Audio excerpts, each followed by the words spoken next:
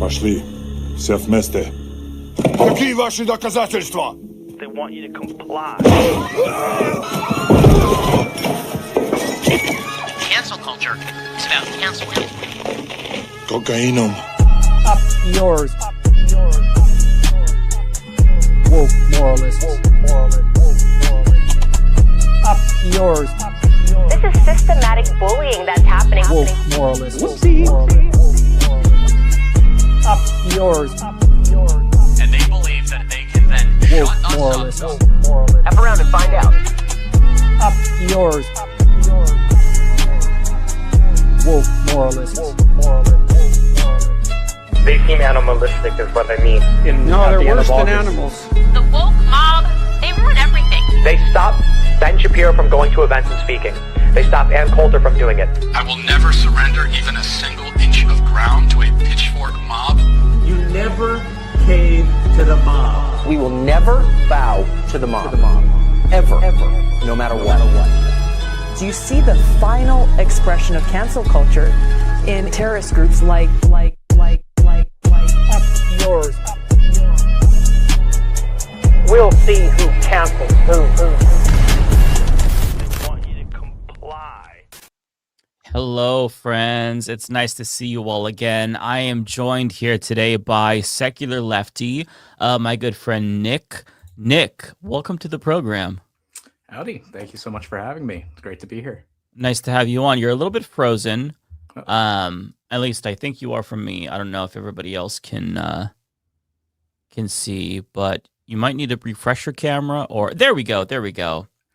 Okay. Sorry. Still moving things around and getting weird with getting familiar with the weird settings here. But Okay, yeah, you're coming in crystal clear now, so that's good. okay. Well, nice to have you. So we are supposed to have Rebecca and Ariana jump on later. Matt might come on later. There's a possibility he might miss. Lance is out. David might jump on.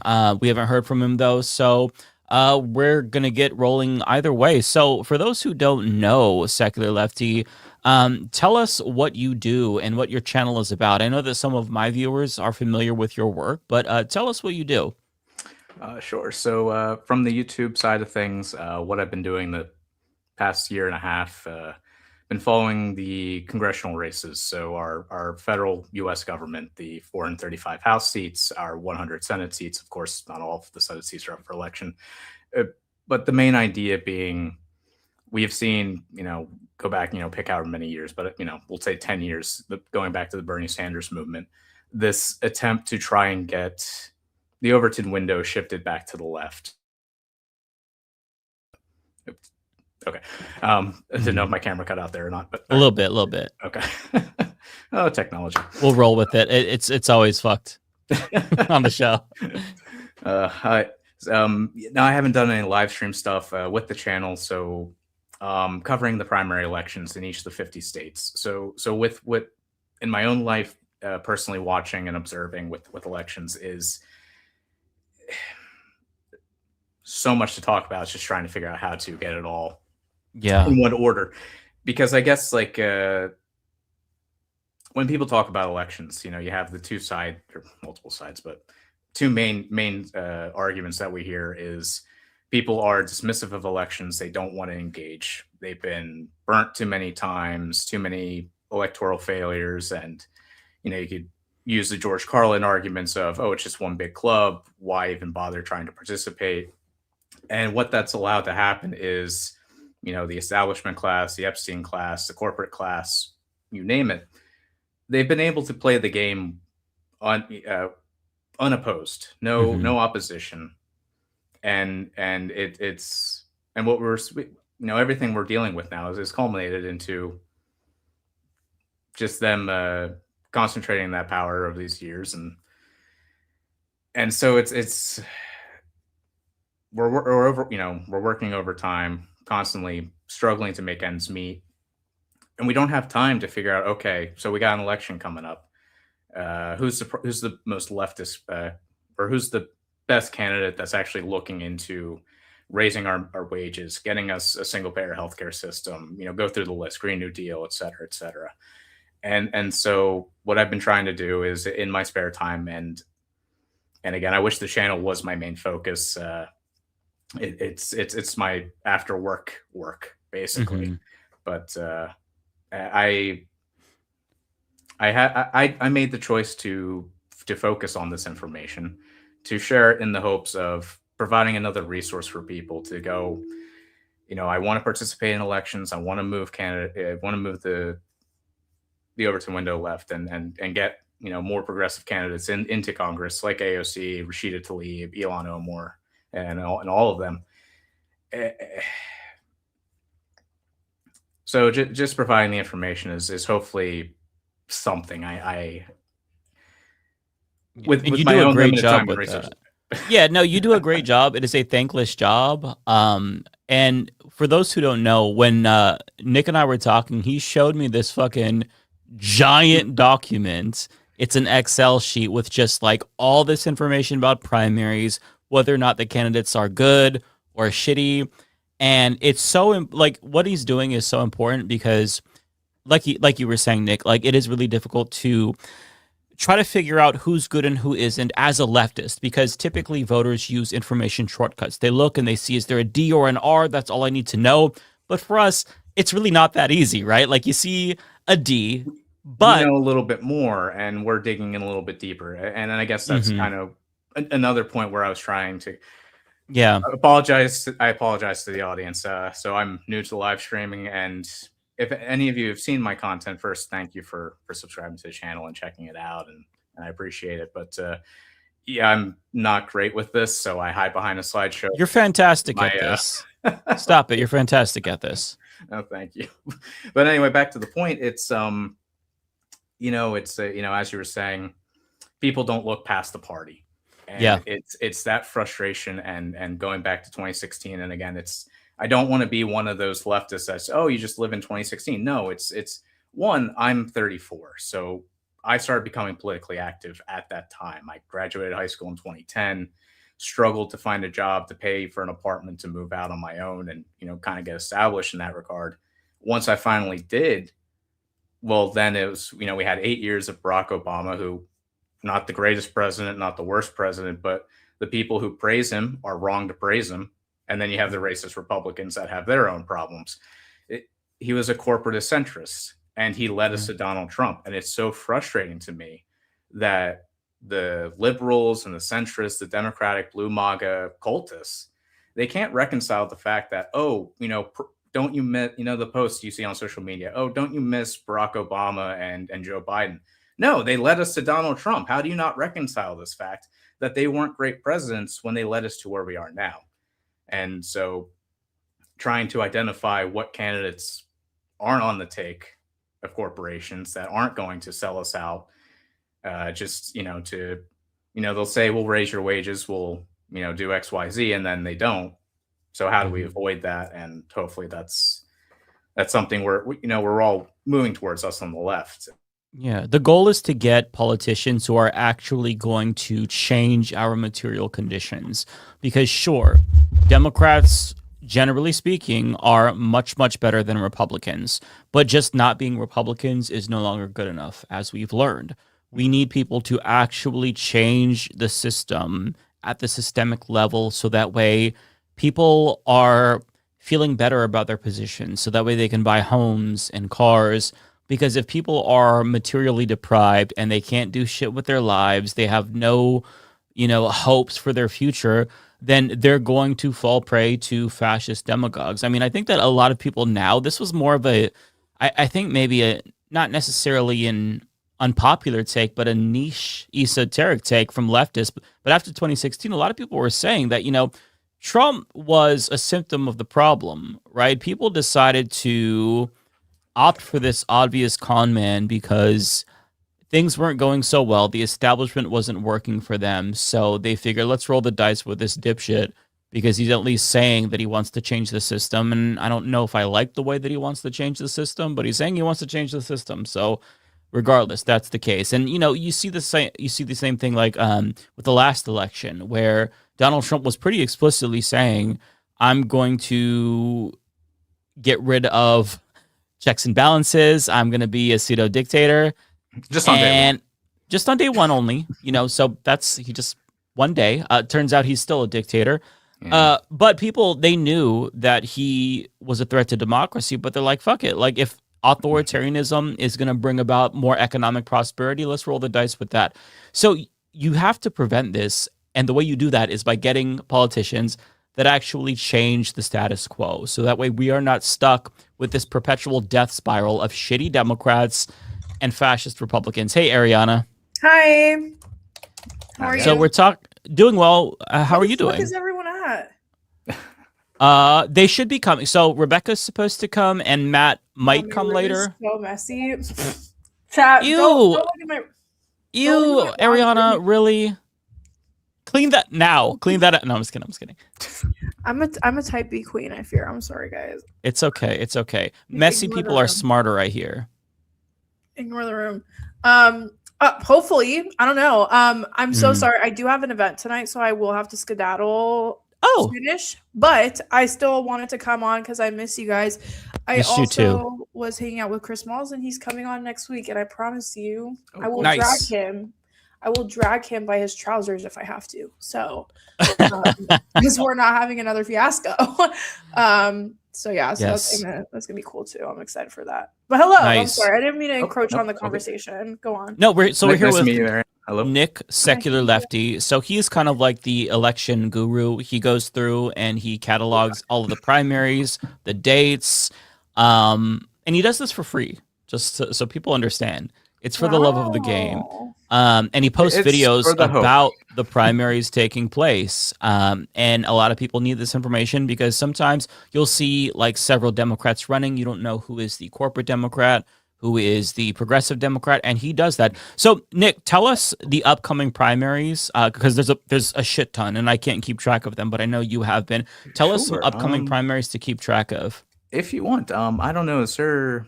I guess I should have kind of asked earlier if I should have shared images with you or if there's a way to throw them on the screen for the audience. I'm not sure if you can throw them on screen. If they're uploaded, I can share them if you have like a link. %? Yeah, try that see if it works for you. All right. I failed. I should have prepared more. That's okay. But all right. So upcoming primaries. So I guess we'll just so briefly, May 5th, we just had the primaries in Indiana and Ohio with some mixed results. We had some I really want to wait. Hold on, share screen.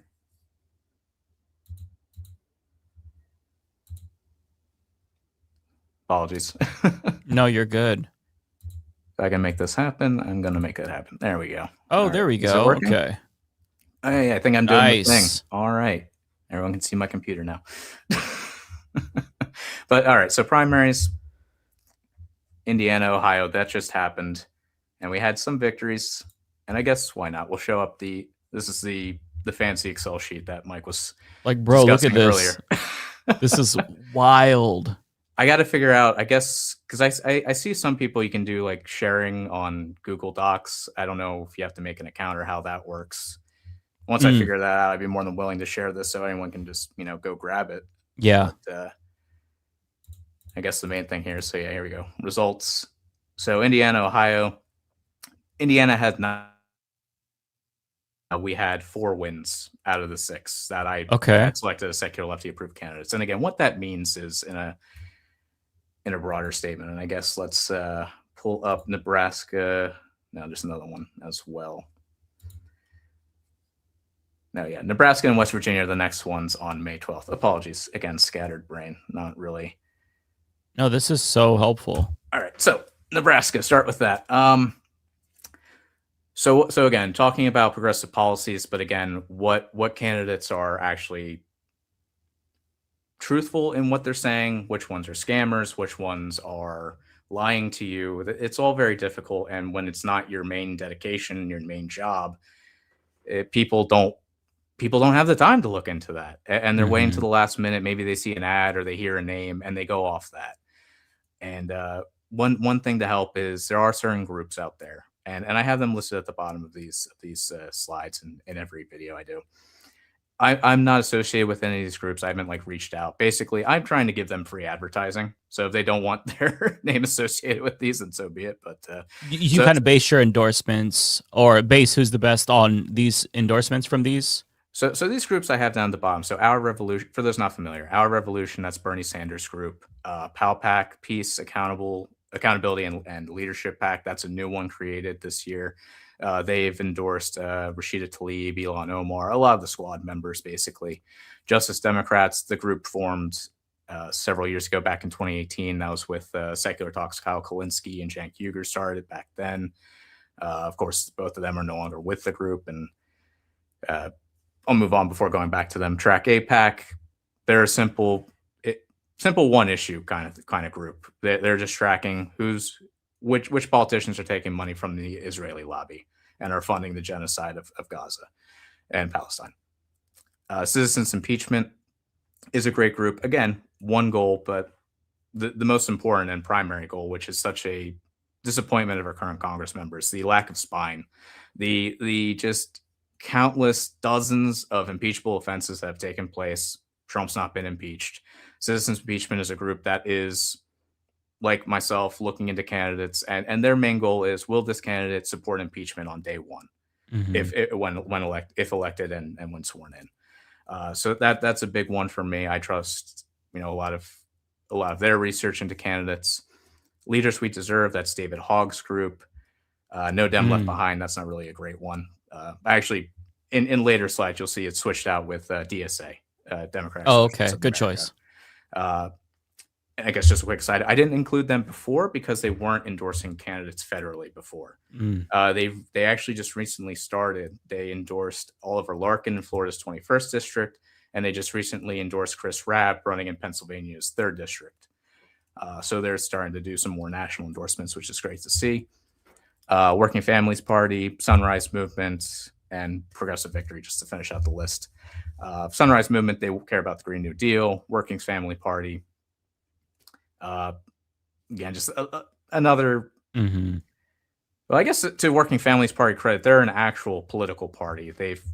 I don't know like the full history. I know they started more in New York, started running alongside with Democrats and trying to build up power at the local and state level. But again, they're also now doing more federal endorsements. Anyway, so all of that, those 10 groups are kind of my trusted go-tos. If they have endorsements in the states that I'm looking at, that I'm reviewing, then great. I can already start with them and go, these candidates are backed by groups XYZ. I can move on to the next seat and start doing more research. Can you go back to that list of all of the dates of the primaries coming up? Oh, sure. Because so the upcoming ones for the month. So there's 4 different primaries coming up. 9 more for this month. So Nebraska and West Virginia are the next states. Louisiana. So this upcoming Tuesday on the 12th. On the 16th, on Saturday, because why not? Why not have an election on a Saturday? I mean, actually, that makes that's a better idea. But Louisiana, for those who aren't aware, so we had that recent Supreme Court decision that cut out sections of the Voting Rights Act. And the particular decision was based on Louisiana's map. So basically, the same day or the day after, the governor, was it Brian Kemp? No, it's someone else. Oh, Louisiana. That's I don't know. I was gonna say Kay Ivey, the burp queen, but she's Alabama's governor. So Jeffrey Landry. That's it. Oh, okay. That's the MAGA piece of shit. Right. So Landry, immediately the next, whenever the Supreme Court decision happened, immediately thereafter says, okay, for the House seats in Louisiana, we're canceling the primary election. Yeah. Every other election still happening on Saturday, but for the House seats and for sadly the 3 approved candidates, so we had Lauren Jewett in the 1st, Conrad Cable in the 4th, which is Mike Johnson's district, and Jesse Fleenor in the 5th district. Who knows when we can, the people in Louisiana, who knows when they can go vote for those candidates now. And again, same with the other House candidates. If you live in Louisiana, still go vote on Saturday. There's the Senate candidate, Jamie Davis, to support for U.S. Senate. And there's still the local and state elections. And there's also 5 ballot initiatives in Louisiana as well. That middle column, the N column, is catching me because it takes AIPAC money. It's just all yes. Can you scroll down so I can see what the? Oh my God, that's so pathetic. So from the start, so AIPAC has captured our Congress. Holy shit! Basically, I think there's maybe about it's like less than 80 total Congress members that don't take AIPAC money. Wow. And when you talk about that's so sad. The further you go down, and some states it's just all red. They're just the Congress doesn't represent us. Half of them don't even represent the multinational corporations anymore. And to be clear, because some people jump at this and go, "Oh, you're being anti-Semitic. You're doing tropes of taking Jewish." No. Israel, the nation of Israel, is a genocide state. I'm past even explaining that at this point to these people. There's no point. That's just so sad, though. I know for a lot of these, not to make excuses for them though, but I feel like for a lot of these people, they were taking AIPAC money back when no one really knew what the fuck AIPAC was or who AIPAC was or what Israel was. And it's like, there was that one senator, Milton, who gave back his AIPAC money and was like, I want nothing to do with this. Mm-hmm. Excuse me, he's a congressman. I think he's making a bid to run for Senate, or he will. And a lot of people were saying like, oh, he probably did that because he wants to run for Senate. But it's like a lot of these people like Hakeem Jeffries, Cory Booker, I think for a lot of them, it was just easy campaign money when they got it. And then now it's like really biting them in the fucking ass, like in every form. So I feel like we are definitely moving into a realm of politics where we're having a lot of really cool people run that aren't AIPAC funded, but it's going to take a long time to like weed these people out, you know? Mm-hmm.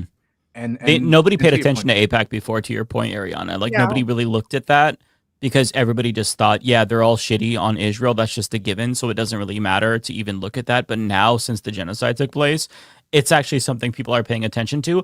And I will say it's having real consequences. Like there was a candidate, I don't remember, she was the surgeon who talked about how, I forgot what she said. She went viral because she had the worst answer ever on AIPAC money, like saying it was, oh my God, I wish I could remember what she said. Maybe the chat can help me out. But she said it was basically like she compared calling it a genocide to like a racial slur. I cannot remember her name, but she dropped out of the race entirely after the secret AIPAC money she was taking was exposed. And it just goes to show you that yes, thank you, sweet blasphemy. Alice Stanford. Oh, in Pennsylvania's 3rd district against Chris Rabb. Yes, okay, yes. She dropped out. That's official. I saw that she's no longer doing debates. I didn't see. Let me see. Out. Maybe she dropped out of the debate. Maybe that's what I'm seeing. Okay, but either way, she took a lot of shit for that. No, absolutely. And Chris Rabb has just been a phenomenal campaigner. But also, real quick, to your other point, Ariana, with because it's with what you were saying about candidates not knowing about the AIPAC money, like where it's coming from and the sources. But also, I want to address the criticism of Track AIPAC because I've seen some people going, talking about their methodology is not 100%. They have faulty numbers, and whether or not that's true, and maybe it is, maybe it isn't. I don't know. I don't know how they conduct their research. But what I wanted to add on is, if they are taking it, if they're in the red for taking AIPAC money, even if there's some discrepancy with the amount, what it still shows is they're willing to take money from anywhere. And a lot of that, if you look further, if they're taking AIPAC money, they're taking corporate money too. They're taking insurance lobby money. They're taking oil and gas money, lobby money. Mm-hmm. They're taking any money they can get. They're not. Oh, you're right. By the way, she dropped out of the debate, so I'm glad you corrected me on that. I was gonna say, it's like I wasn't sure which candidate you were talking about since you said drop out, but what was her name? Ala something. It doesn't matter. Ala Stanford. She dropped out like hours. I think it was after before drop the debate site was supposed announced. to. Yeah. Drop site, I think. You can tell I do not follow this shit closely. You follow it close, so I should shut the fuck up because you're the one who follows it closely. But I just saw that caught my attention. I follow what I can, and I feel bad because there's a lot with just the federal level stuff, and I'll get comments and questions saying, can you help me with the governor's race? Can you help me with the local and state race? It's just like, I don't know these resources. I don't know who to go to. I don't have large networks built up yet. For my entire adult life, I've been one of those people that I wake up, I go to work, maybe I go to the grocery store, and I go back home, and I limit my interactions. And then COVID happened, and it made it even worse because I was already more than happy to cancel plans and hide right before COVID, and then after COVID made it worse. And the past 2-3 years now, I've been trying to better myself and kind of get out of that isolationist mindset, and trying to get out there and talk with people and do things like this. And even in my video in Pennsylvania, I went to a town hall earlier in the year, and that's the other thing too with the videos and the work I do is it's very easy to look at websites and look at candidates that regard. The next step, though, is you have to go out and interact with candidates. If candidates aren't hosting events, then that's just a red flag. That they're not a candidate that you should probably be supporting if they're not even making an attempt to put their message out there. So many campaign sites I've seen where if they even have a website, if a candidate doesn't have a website, I just move on. They're a non-inspirational candidate. They're a Nick at that point. Now, for this, so May 26th, that's going to be the runoff between Ken Paxton and John Cornyn, I think. So not concerning us there. But with regard to... also House races for Texas. Okay. So for the Texas runoff... okay. There's 8 seats in total, I think. That so with Texas, they have a majority. Was it majority? So does it only go to a runoff if nobody gets a majority? Am I understanding that correctly about Texas? If I'm remembering correctly, let me pull up. Yeah, open majority. Okay, so Texas. Oh, okay. So what majority means for elections is you have to have 50% plus 1 votes minimum to win. If no candidate reaches that threshold, it then goes off to a runoff election. Okay. And so originally we had a bunch of candidates in Texas that would have been great had they won. Some of them did. And we have 4 more going off to the runoff. And again, I'll pull up their names here. And these are the good candidates, or just all of them that are running? So out of the bad ones? Out of the 8 seats, we have 4 of them that have candidates that are worth paying attention to. So, like for example, in Texas's 33rd district, the choice is between 2 AIPAC-funded incumbents. Oh, okay. So if you live in Texas's 33rd district, I'm sorry, you don't have a choice. But if you live in the 5th, Chelsea Hockett. You live in the 18th, Christian Menifee, who is up against Al Green. And this gets complicated because so you have him above Al Green?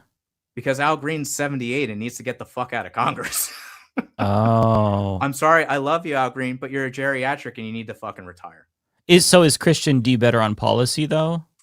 And he's also better on policy.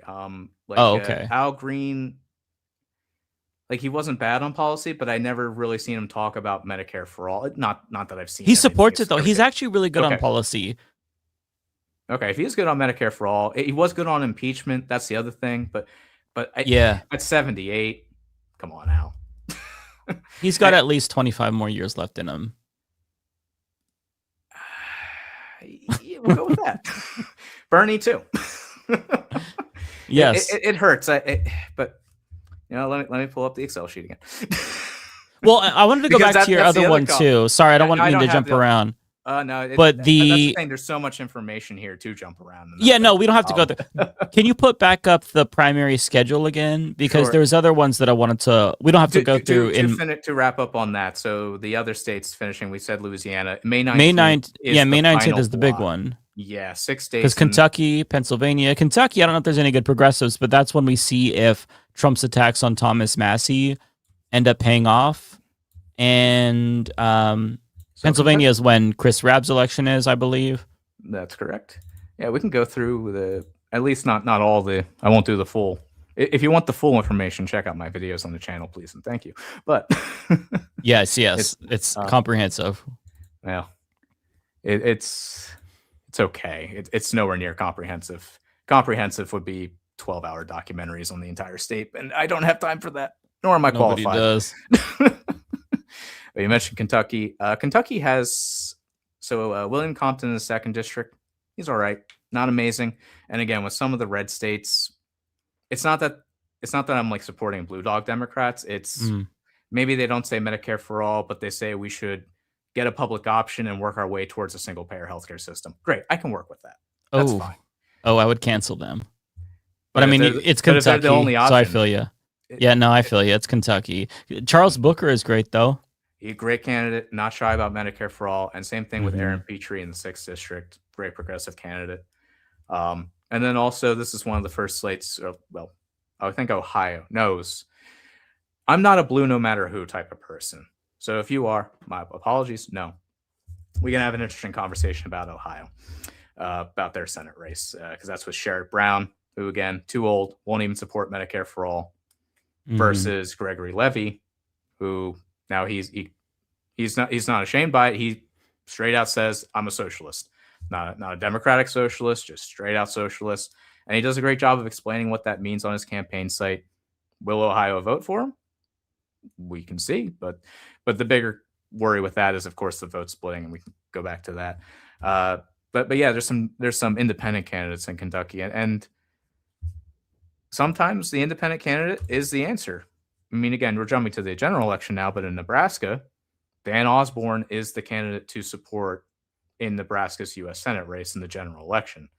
Now, there is some Democratic fuckery going on right now in that U.S. Senate race, and they would never. It's not the Democratic Party that's doing the fuckery in Nebraska. What happens is there's a friend of Pete Ricketts, who the U.S. senator who's running for re-election, who is running in the Democratic primary to stay in that seat and split the vote with Dan Osborne, and basically tricking uneducated vote blue no matter who voters to not support Dan Osborne because, oh, look, there's a Democrat on the ballot. I see. And interesting. But there is another candidate. I'm pulling up her name now because I don't remember it off the top of my head. Because it's not that she's approved, it's that as long as she makes it past the yeah, here we go. So it's Cindy Burbank in Nebraska's U.S. Senate race, and she's giving it straight. Vote for me so I can drop out in the general election. And so hopefully Democratic voters in Nebraska. This is a shitty thing about politics and why no one wants to fucking participate. Because I'm going from telling people find the candidate that you support in, or that supports the best policies that you can vote for. And now in Nebraska, I'm telling you, go vote for this candidate so she can drop out. And this is why no one wants to fucking deal with politics. And I hear you on that. But yeah, that's really. So she's basically, so let me see if I get this right, if I'm understanding correctly. She's trying to get the nomination so she can drop out, so that way there is no Democratic spoiler for Dan Osborne. Is that correct? Correct. Yep. She's running just to clear the field. She was originally going to drop out to start with. There wasn't even going to be a primary. And in 2024, there wasn't. The Democrats didn't even put up a candidate. And Dan Osborne ran against the other U.S. senator in Nebraska. Who the hell is that? Deb Fischer, and geriatric Deb Fischer, by the way. Hey, Rebecca. Hi. Nice to see you. Nice to see you guys too. I think your microphone is coming from the laptop. Big stick. There we go. So we're talking about primaries with Nick here, secular lefty. The last one, Nick, that I wanted you to go through before we end the presentation is, can you just pull up your little slide for Georgia if you have one? Because Sam in the chat wanted to know your thoughts. If you have one. If you don't, that's okay. See, I don't have a slide for Georgia, but I can see how much information I have for Georgia. I have this in alphabetical order, and I still... some reason. Oh no, wait, no, that's right. Oh yeah, Georgia, I did review. That's right. I can't. Here's some lore from Kowalski real quick. He ran against Deb Fischer in the 2024 senatorial primary for the Republican Party. He got 20% of the vote. Love that. Oh no, that's the when we were talking before. That was one of the things I found in my research, but he didn't want me talking about it. Oh, okay. That's funny. Cost over $100,000 and only spent $1,500. Love that. So the So in Georgia, so their primaries with the May 19th block. Amanda Hollowell in the 1st district, Case Norton for the 7th district, Caitlin Gagan for the 9th district, Bree Woodson for the 12th district, and Everton Blair for the Georgia's 13th district, who coincidentally, that was the seat held by 80-year-old David Scott, who just died and dropped dead on April 22nd. Oh, wow. So wow. that's now an open So that's seat. now an open seat. Okay. I didn't know that. Yep. And this is why I'm mean to it's not that I hate old people. It's look, I want you to retire, spend time with your friends and family, get the fuck out of Congress. Because now the 13th district and in every district, because again, there's been five U.S. House members that have died during the tenure of the 119th Congress. 4 of them have been Democrats. So we already have a small margin to stop the fascist agenda as it already is. And if you die, that's not helping the resistance. But with that being said, listen, people know my history. I love old people. I'll stand 10 toes down with them and their right to stay in Congress until they die. So then we just got to get age limits passed. No, Mike's history with old people, especially, but rightfully so in these type of positions when they're taking up seats that could actually be for somebody who's really going to be able to do something, be present, right? Yeah. That I'm with you on that, Mike. Like go yeah. See, I'm not gonna say go sit your old ass behind it because we're not ageist over here. We don't do that. Mike probably, he'll say I don't do that. But are they really? If you're older than 75 and you're working, I'm ageist too. Like, get the fuck out. It's like, just, but here's my issue: because are they really there if they're even in Congress? Because I forget the congresswoman's name, but she was missing for several months and they found her in a nursing home. Yes, and then you also have Dianne Feinstein years back who died in office. Oh my god, I forgot about her. Mm-hmm. Yeah. There's a lot of people that die in office. You know what? No, she's dead. Let me not. Ariana, it's perfectly fine. Say it. I'm see, Mike say it. We're not into censorship and cancel culture. We say what we want to say. Bro, that picture of her getting wheeled into Congress is grained in my brain. It looked like one of those spirit skeletons. I was like, oh my god, we are so cooked. The video of Mitch McConnell falling down when somebody asks him a question straight up lives in my head rent free. It is so hilarious. Those where they're barely able to show up for work, they're barely able to do anything, they're barely able to put sentences together because they're older, they're elderly now, and they have to get help, care, assistance, home health aides. They need to be in a retirement house, not the House of Representatives. Yeah. So this one is for this is Oregon, and okay, secular lefty. I'll pull this down here. So you have, just so everybody knows, you have comprehensive breakdowns of these primaries on your YouTube channel. Everybody go subscribe. It's Secular Lefty on YouTube. He releases these not for every single primary because, again, he still has a 9-to-5. This is a passion project, and it takes a lot of time, I'd imagine. I wish I could do stay in local. California is the next state coming up. I just finished that literally the other night. They have 52 House seats, but hopefully this weekend or early next week, take a look out for that video. But that's a lot of work. So definitely subscribe to Secular Lefty. Are you on any other social media platforms? Sure. So Blue Sky is the main one where I do more follow-up work. I am on Twitter, but that was more of a just to get my name on there. I don't really have much engagement on there. I don't blame you. It's disgusting on Twitter. It makes me feel dirty having it. But if you give me a follow and retweet some things, help the account grow some followers on there, that'd probably be helpful. Just again, it's not for me. It's not about getting my numbers up. It's about getting these candidates' names out there because I put out these infographics, and if you can't donate, at least you can get their name out there and give them some visibility. And that's what these candidates need more than anything, especially when they're grassroots, when they're not taking corporate PAC money and, they need our help. We always constantly say, we always want to support these leftist candidates, but if we wait till the general election and don't support them in the primary, it's too late. They're not there. They lost. Yeah, exactly. If you are sick and tired of the Democratic Party not fighting, then you need to actually vote in primaries. Primary turnouts very low. one more note on that too, and because the other issue is closed primaries. Right. Because the other issue on the left, and it's to our left a lot of the times, oh, don't support the Democratic Party, don't be a part of it. Well, you know, for all of us that supported Bernie Sanders in 2016, I live in Pennsylvania. We're a closed primary state. So many people I know, it's just like, oh yeah, I would have loved to vote for Bernie Sanders. Did you vote for him in the primary? No, I'm an independent, or no, I'm not registered. And that argument again carries down to every congressional candidate in every state as well with closed primaries. Yeah. So, well, thanks for the information, though, Nick. I appreciate that. We might bring you back for future primaries whenever there's some big ones coming up, just so you can give us the rundown and whatnot. But thank you so much for coming on and dropping all of this knowledge on us. It's a little overwhelming, but I appreciate you putting it all into like a document with pretty graphics, so that way we could just see it all. That is very helpful, honestly. So thank you. The graphics are more appealing than the spreadsheet. I definitely. Although the spreadsheet is helpful too. Yeah. Well, thank you all again for having me on. It's been great. And yes, you have a good day, Nick. Take care. All right. Bye-bye. Oh man, I came in late.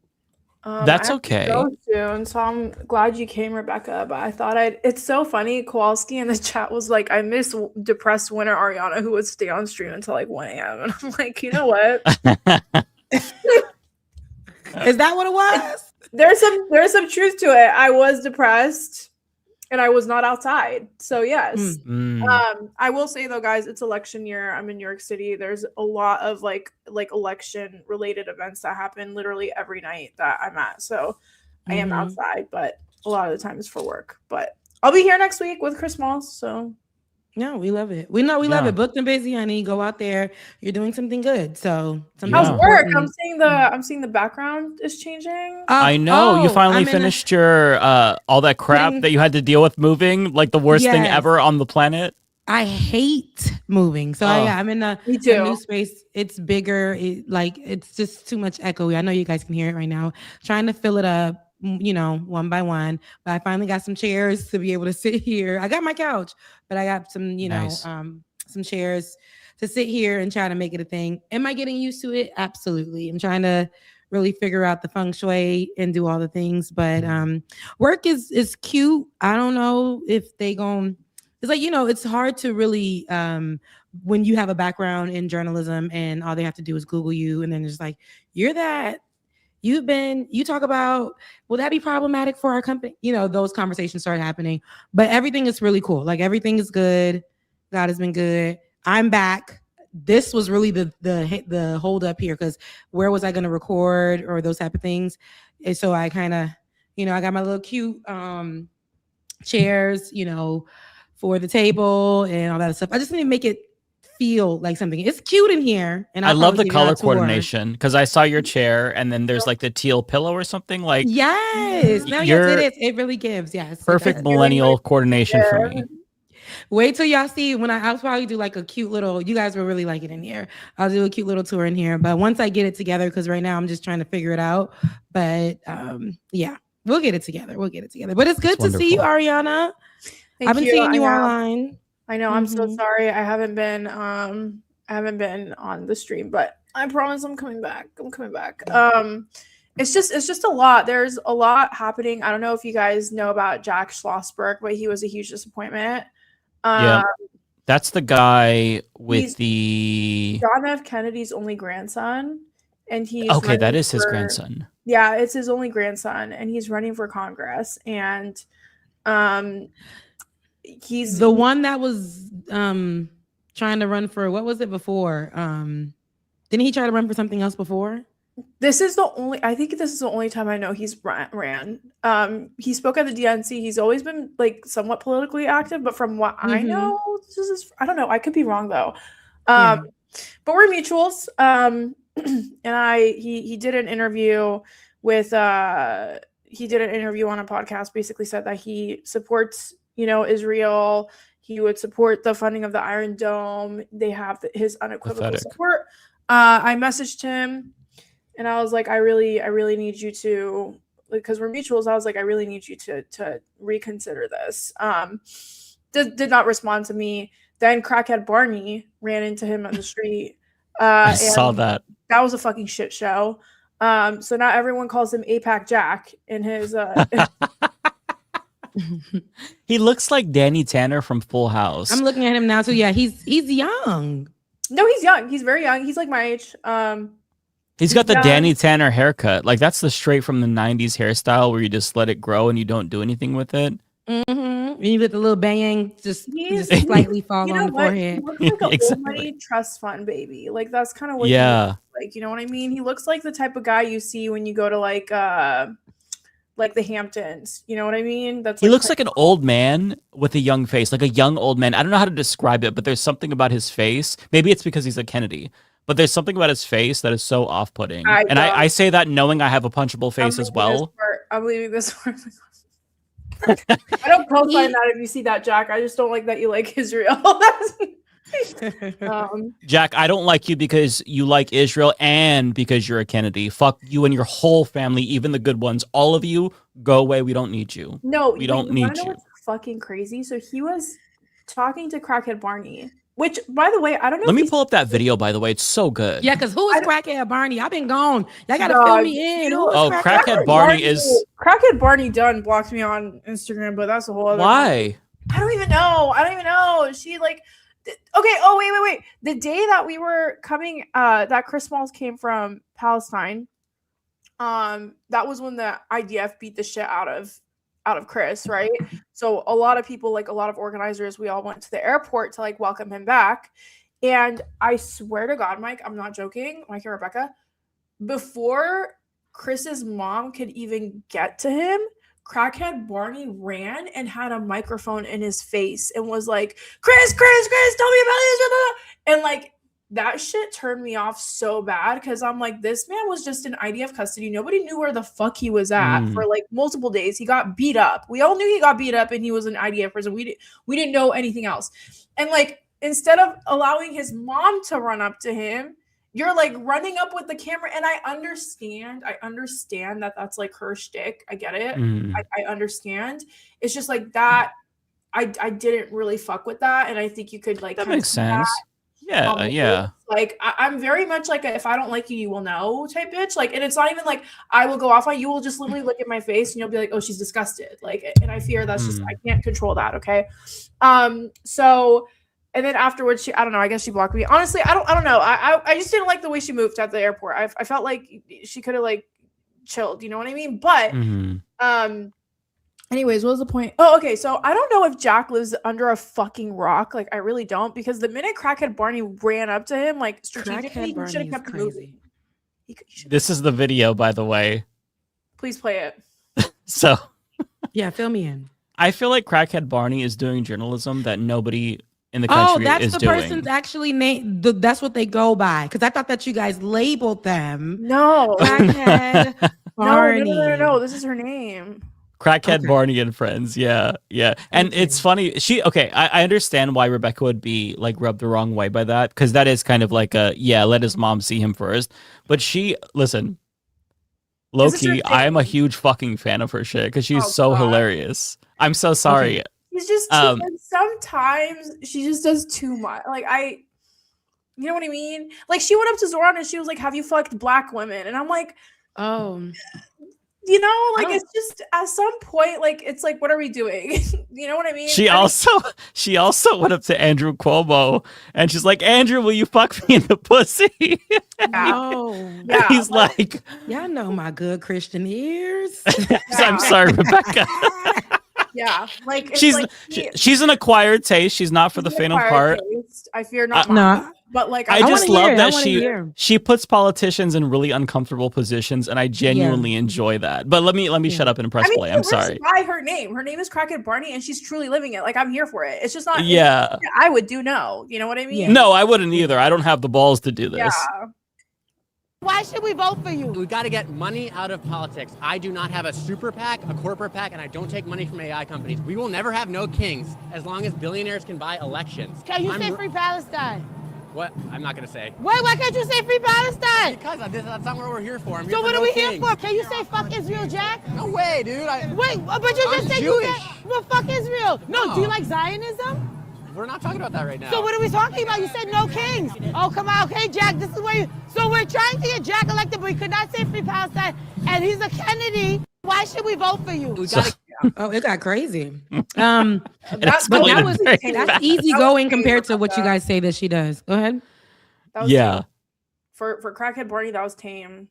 Yeah, I was gonna say that seems easy going. Sometimes she'll get on the ground in New York City, which I think is diabolical. And she'll get on the ground and she'll roll on the ground, and I'm like, that's great. Her whole thing is just to make people uncomfortable, and I think that she succeeds at that. One thing that is so funny is she went on Piers Morgan's show, and I don't even know how to describe that event. Disgusting, bro.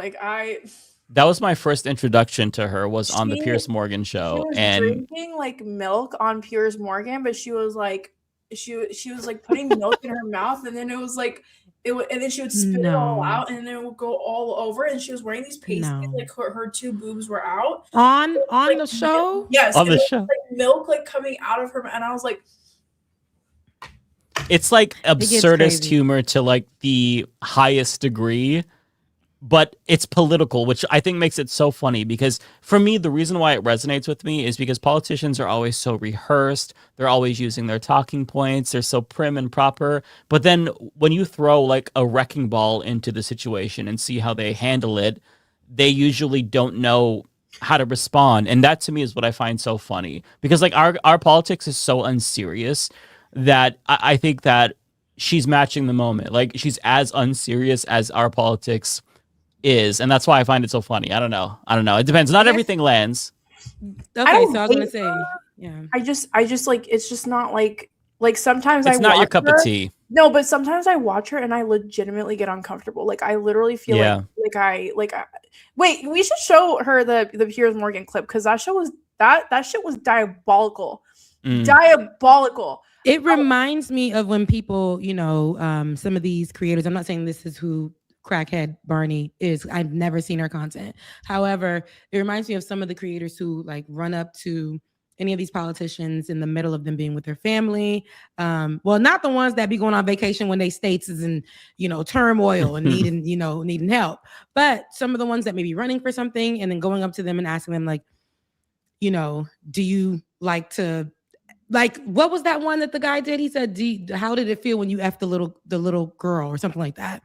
Like, it just gets uncomfortable. Like, I'm like, where's the actual interview questions? Ask that man why he ain't do X, Y, and Z, like, or whatever the case may be. What are the, you get on there and you're raunchy. It gets crazy. I'm uncomfortable. We're not getting any questions answered, but you do have a viral clip. So Yeah. And that's how people get their names out there. It's just doing crazy shit that nobody else is willing to do. This is I don't know how long. So this is 49 seconds. This is a clip from her Piers Morgan appearance. It's much longer, but it just gives you a sense of how chaotic it was. No. Yeah. Wore my diaper today for you, Piers. Do you like it? Do you want to sit down? Do you see the damage that Alex did to me? Do you see the damage? Look at my arm. No, you weren't main volleyball for a Monday, were you? I was maimed. No, you weren't. My hand is broken. My neck is broken. No, it's my not. legs. Look at my legs. Don't do this to me, Piers. It's too early in the morning, Piers. Piers, it's too early. Your wig's come off. Piers, can you say free Palestine for me? If you don't shut up, I can't give you the answer. Piers Morgan is beating me up on international TV. This is one of the most pathetic things I've ever had to endure. So Rebecca doing the prayer hands was taking me out. She was like, it was. See, this is why I can't consume anything. That's not my cup of tea. This other people's cup of tea. Right. Thank you. It's just not mine. That's so why when she blocked me, I was like, whatever. I'm like, yeah, thanks. Yeah. Again, for me and my, see, people might not like this take. I just feel like sometimes this hits a little bit on stereotypes for Black women in the space for me. And I, so when I'm looking at it, that is insane, but I understand that it could be satire and they're going for Dave Chappelle being on crack in the plays and stuff. Okay, whatever. That's the skits, right? For the show, right? But you're going onto platforms that people really sit on to have important conversations. And then you're hitting these stereotypes to me, and again, not my cup of tea. I don't watch it. Don't know the girl, but it, it's not for me. But yeah, I understand that for sure. It's a lot. It's a lot to look at. Her in a diaper. I mean, it's I don't know. Yeah. Like I think I mean I'm not a black woman, right? But if putting myself in your shoes, if there was like, you know, an Iranian woman, which by the way, my diaspora has done a lot of goofy shit that I've called them out for on a daily basis. Like there are points in time when like my people do shit and I'm like, absolutely not. Like you're not, this is not a good look. You know what I mean? Yeah. Like when they go out with Israel flags or like, you know, I'm just like, absolutely not. Like, I don't appreciate it. So I totally get where you're coming from. And it's just like, I'm not black and I feel uncomfortable watching her shit sometimes. You know what I mean? I understand it just from a different level, like not the racial level, but as the LGBT level. Like when I was watching the movie Bros, I was going through, I was face palming. I'm like, oh my God. You're like, as a queer man.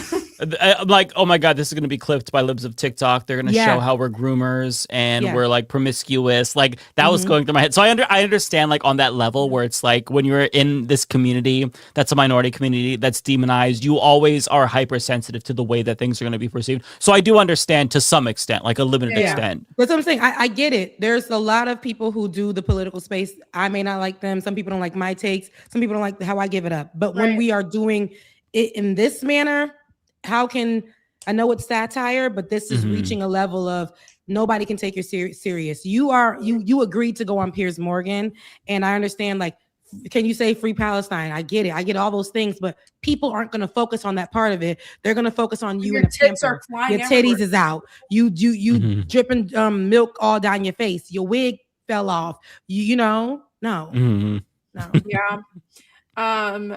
Yeah. So and it's very interesting because like I'm in a lot of these spaces with like leftist creators and like I never see her outside of like the events that are very much like outside and like everyone is invited to. I don't think she's really before there was like a Vice documentary that I watched about her. I watched that too. She's an outsider for sure. Yeah, she's not really like, from my understanding, is she doesn't view herself as a political commentator. She just views herself as a comedian first, and the politics are only like tangentially related, but the goal is to basically get a rise out of people. That's like the way that I'm paraphrasing what she said, but like that was the way that she explained it. I think if I'm remembering correctly, her mom was interviewed too and was like, I don't support what she's doing. I don't like that she does this. Well, she's African. Like I believe she's Nigerian or something. No, yeah, she was really upset. Saying. Yeah. And then you're part of the real diaspora. And you know, like that's also, I'm a part of the diaspora. Seeing it gets crazy because then it starts a division because people gonna be like, that's not stereotypical, and that's not how we are out here.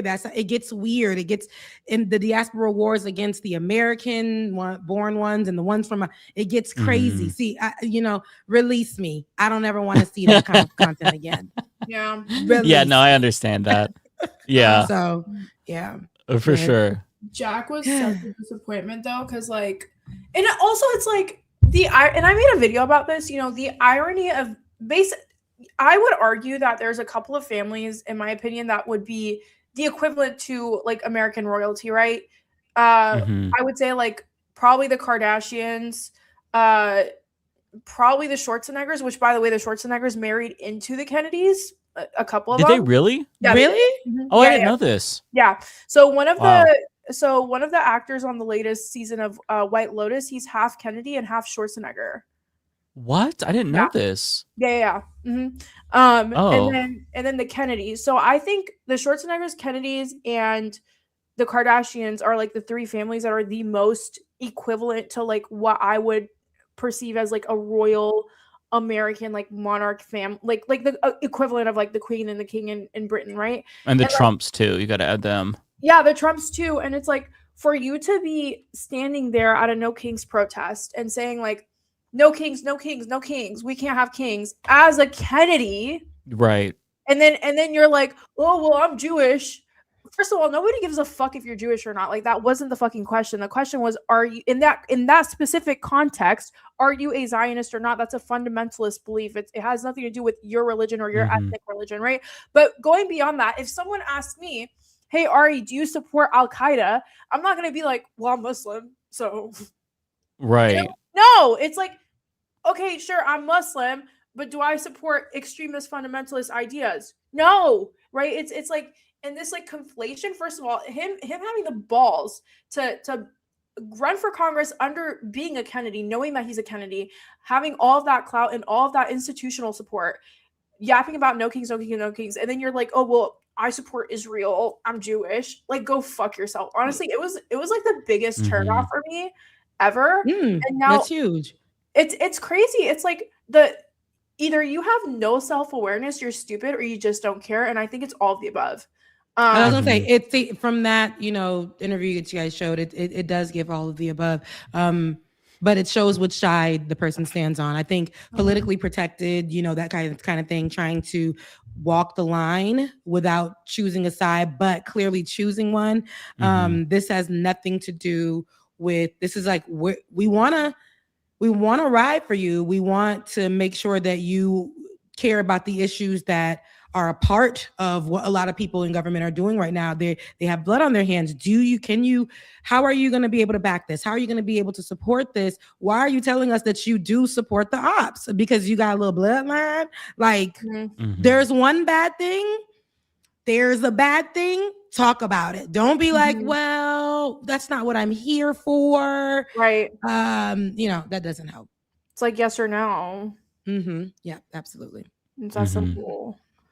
Yeah, and his commentary is so outdated on the issue. Like, he's still talking as if there hasn't been a genocide that took place. He's still pretending like this is the early 2020s. Things have changed. And if you can't adapt to the new political reality, you are absolutely not qualified to be in Congress. I don't care if your last name is Kennedy. I don't care if your last name is fucking Trump. It doesn't matter who you are. Fuck off. I'm so sick of these people. Naturally, they're always going to try to act like that's to deflect or to act like this is brand. What happened? No. Right.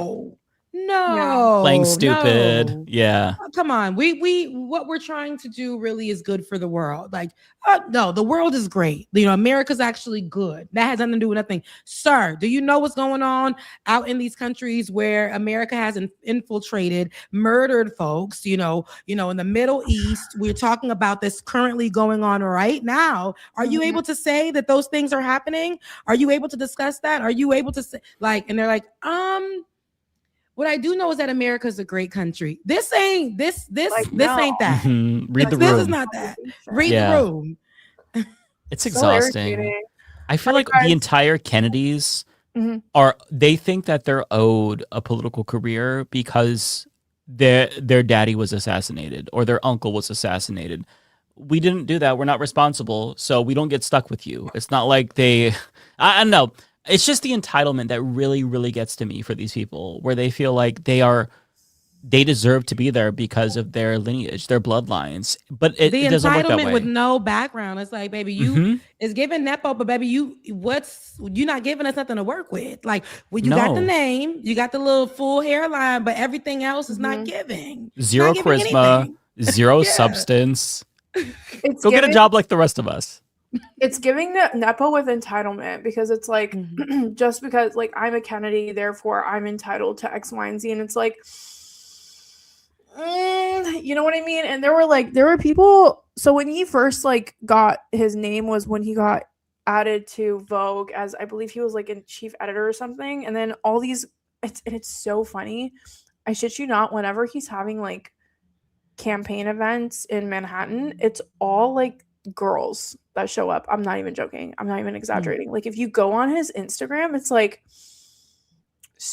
let me pull it up before I leave, because even in the interview that he was having with crackhead Barney, the woman comes up and is like taking a picture because is this like the JFK fine grandson, like, you know? And the crazy thing is that he's not. Okay, let me not. But like, no, he's not. He's not exactly what you're about to say. No. Yeah. So, I mean, this is where his granddad's head was splatted before most of us were born. We don't care about you guys. I'm so sorry, but we don't. But that care. made me sad though. But even in a time where people didn't get to experience the fullness of JFK because he was assassinated, the things that we heard about that they stand for.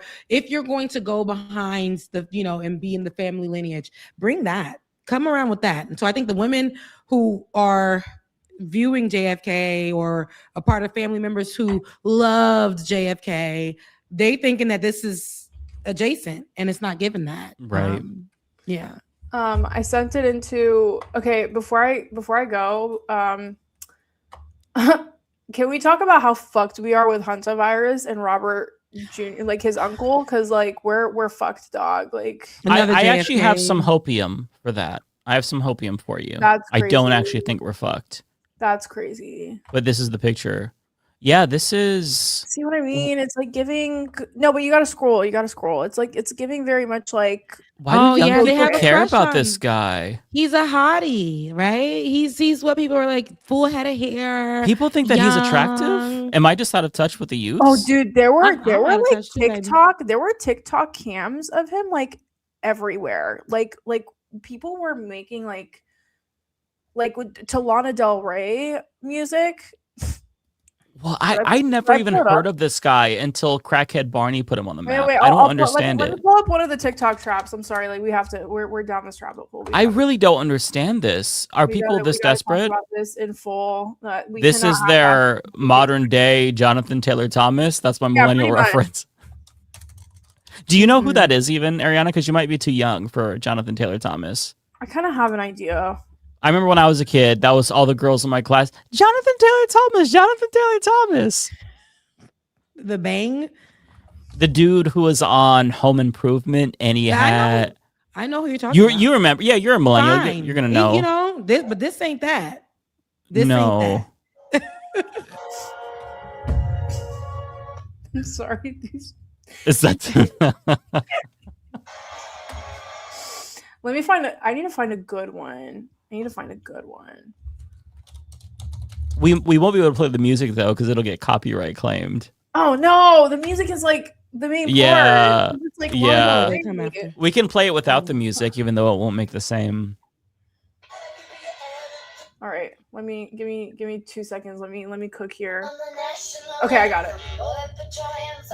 Oh, I hate the compilations people make of politicians. Can I just say, like, this is a very cringe. Like, never mind. I'm going to shut up because I'm going to be mean. You got to mute it, though, because it's about to be Lana Del Rey. Whoever drew this, they're very clearly talented, but it's not a flattering picture. He looks like a horse. There's a lot happening right now. We have to really... Napoleon Dynamite ass. I mean, I'm so sorry. That picture I couldn't do any better. No, that picture is crazy. I see the vision. I see what they were going for. I see the vision. Right. Nah, dude on The Breakfast Club was fine if we're talking about the movie. Like, he's a handsome guy on The Breakfast Club movie. This ain't that. Okay, he's not oogly. He just is not. Oh, okay. I'm sorry. I didn't. No, his grandfather was fine. Yes. He's not. That's what I'm saying. They're trying to. So this is a compilation of him? It's like a fan cam. So there's some moments where it's like, I hate this shit. And then it goes to. What are the comments saying? Or let me just play a little bit. Oh, God. I can't take this. Can we see there was a time in his life there was something going on there. Like, it was like, you were getting somewhere. I'm sorry. The top comment saying, I'm ready to be a Kennedy. I can take it. Oh, God. Oh, why, people? I need him religiously. Jackie's hair genes carried. You're actually right because she had a good hairline. They did carry. This is from 2024. Carry. They were following this random Kennedy. I don't understand unite America. Yeah, so his big debut was at the DNC, and then all the girls started flocking over him. There's just something about dark hair. He looks like Dennis Reynolds. Older than me, but I'm from a poor, broken home. We would never work. What is wrong with people? In the comments barking, girl. Barking, dude. Husband material, forbidden fruit, the dimples. My God. Okay. This is why I hate America. The girls in the comments saying forbidden fruit. We're done. We're done. We're so cooked as a country. It's so funny because he's like the most basic looking white boy ever, but it's like, forbidden fruit. Like I fear I fear we have men in the chat that look better than him. Like, get him in the office right now, bro. I can't take it. People, America, can we just try to be normal? Just a little bit more normal? The girls are barking in the chat. Before I go, please gander me in this, okay? So we're gonna talk about RFK Jr. real quick because listen, I'm not actually worried about hantavirus, but like we're gonna be a little satirical, okay? Okay. So I don't know. Do you guys know about RFK Jr. and his lore with dead animals? Yes. Okay. So you guys know how he blendered like a mouse in his kitchen and how he had roadkill in his fridge. Mm-hmm. He took a whale carcass, cut off the penis of the raccoon. We all know about this, right? Yes. Okay. So hantavirus comes from rodents. Their droppings. Oh no, I see where you're going with this. Or whatever. Tell me why. Okay, first of all, I'm surprised that hantavirus didn't come from RFK Jr. himself, given his affinity with dead animals. But tell me why this motherfucker posted this picture 4 days before hantavirus came out. Dog, this man saw a bird in the airport. Are you kidding me? He grabbed it? Yeah, he just grabbed it and then he took a picture of it. Why would he do this? How was he able to get it? I see birds in the airport. What? How is this even real? The bird's like, unhand me and let me take flight, sir, and go on yours. Unhand me right now. Why? The bird is devastated. Oh, this is the person that's gonna be like controlling and leading. Look at the man on the side. Pandemic. So like, we're definitely not fucked. The man on the side's like, Like, I'm not touching this motherfucker. Next pandemic is gonna start right here. Patient 0. No, y'all, this is crazy. RFK Jr. is patient 0, like that ass. I don't care what anyone says. No, and he also swam in shit water. The bird is pissed. The bird was taking flight, doing what he got to do. Where did he get his hands? The bird is pissed. I see an angry bird here. I see. Right. And I'm not talking How do you about just RFK. walk up to a bird and catch it? Like what? Did he try to feed it with his mouth? Like a mama? I don't know, and I don't care. All I know is that this motherfucker is patient 0, and he's going to be the one leading us through hantavirus. We're all dead, babe. Like, we're all dead. All the old people you hate, Mike, they're going to be gone in 6 months. Did you guys see that somebody had actually predicted this back in 2022? It was an actual Twitter post. I actually went to the post myself. You know, I don't even use Twitter, but I went on there to see if that was real. And it is an actual post from 2022. Somebody said 2020 COVID, and then they put 2026. The hantavirus, and I'm like, who over here predicting the future? Now with everything that's going on, I know too. You know, they're saying that it's not. We shouldn't have to worry about it. It's not a super threat to humans, but we wouldn't know until we get more information. But they said right now it's not likely to be a threat. However, the fact that this thing is real.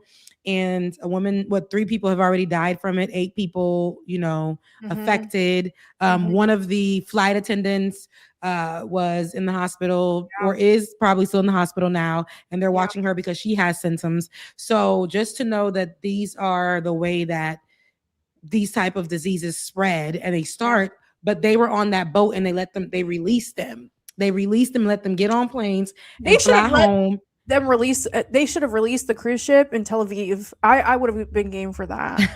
Yes, and go ahead and spread and do what y'all need to do. Or they could have definitely put them people in a place where they're like, because they were already on that boat for a month. The boat was promised to Israel 3,000 years ago. It should have docked at Tel Aviv. Okay, like listen, all of the stuff first of all, I don't do cruises. I think it's weird. Why are you trying to be on water for this long?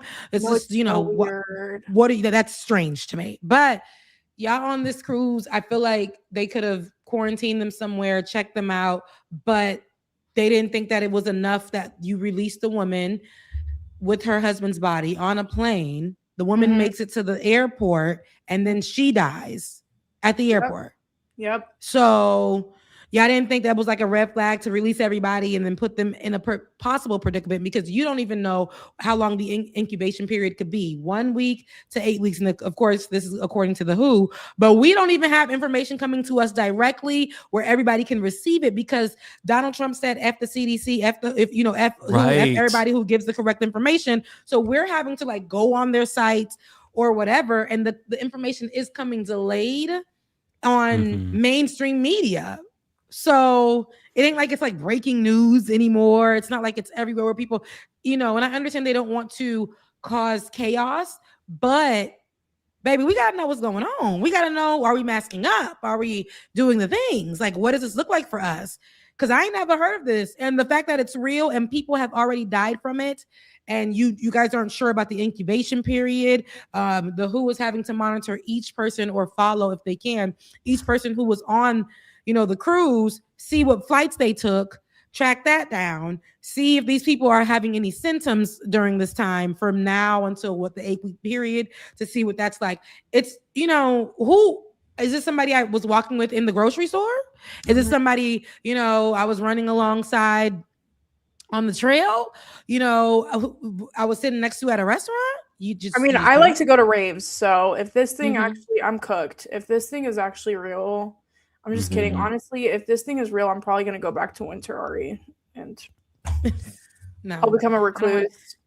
Yo, I remember those days for myself. Guys, another pandemic with Trump. Yeah, but I don't know if we're going that route, but that is very scary. No, but have to endure that. Yeah. But to be honest, the havoc that we wreak on the world in general, I'm just like, you know what, America fundamentally as an idea, like we low-key kind of like, I get it. I get karma's doing its thing. I get it.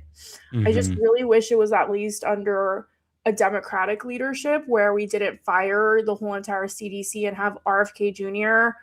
as our health guru. You know what I mean? Yeah. If there was a pandemic under this administration, RFK would tell people to go lick doorknobs to get immunity to all the germs. Like he would dead ass say something like that. Girl, we gone. You would start gone. It'll take us out. And shit.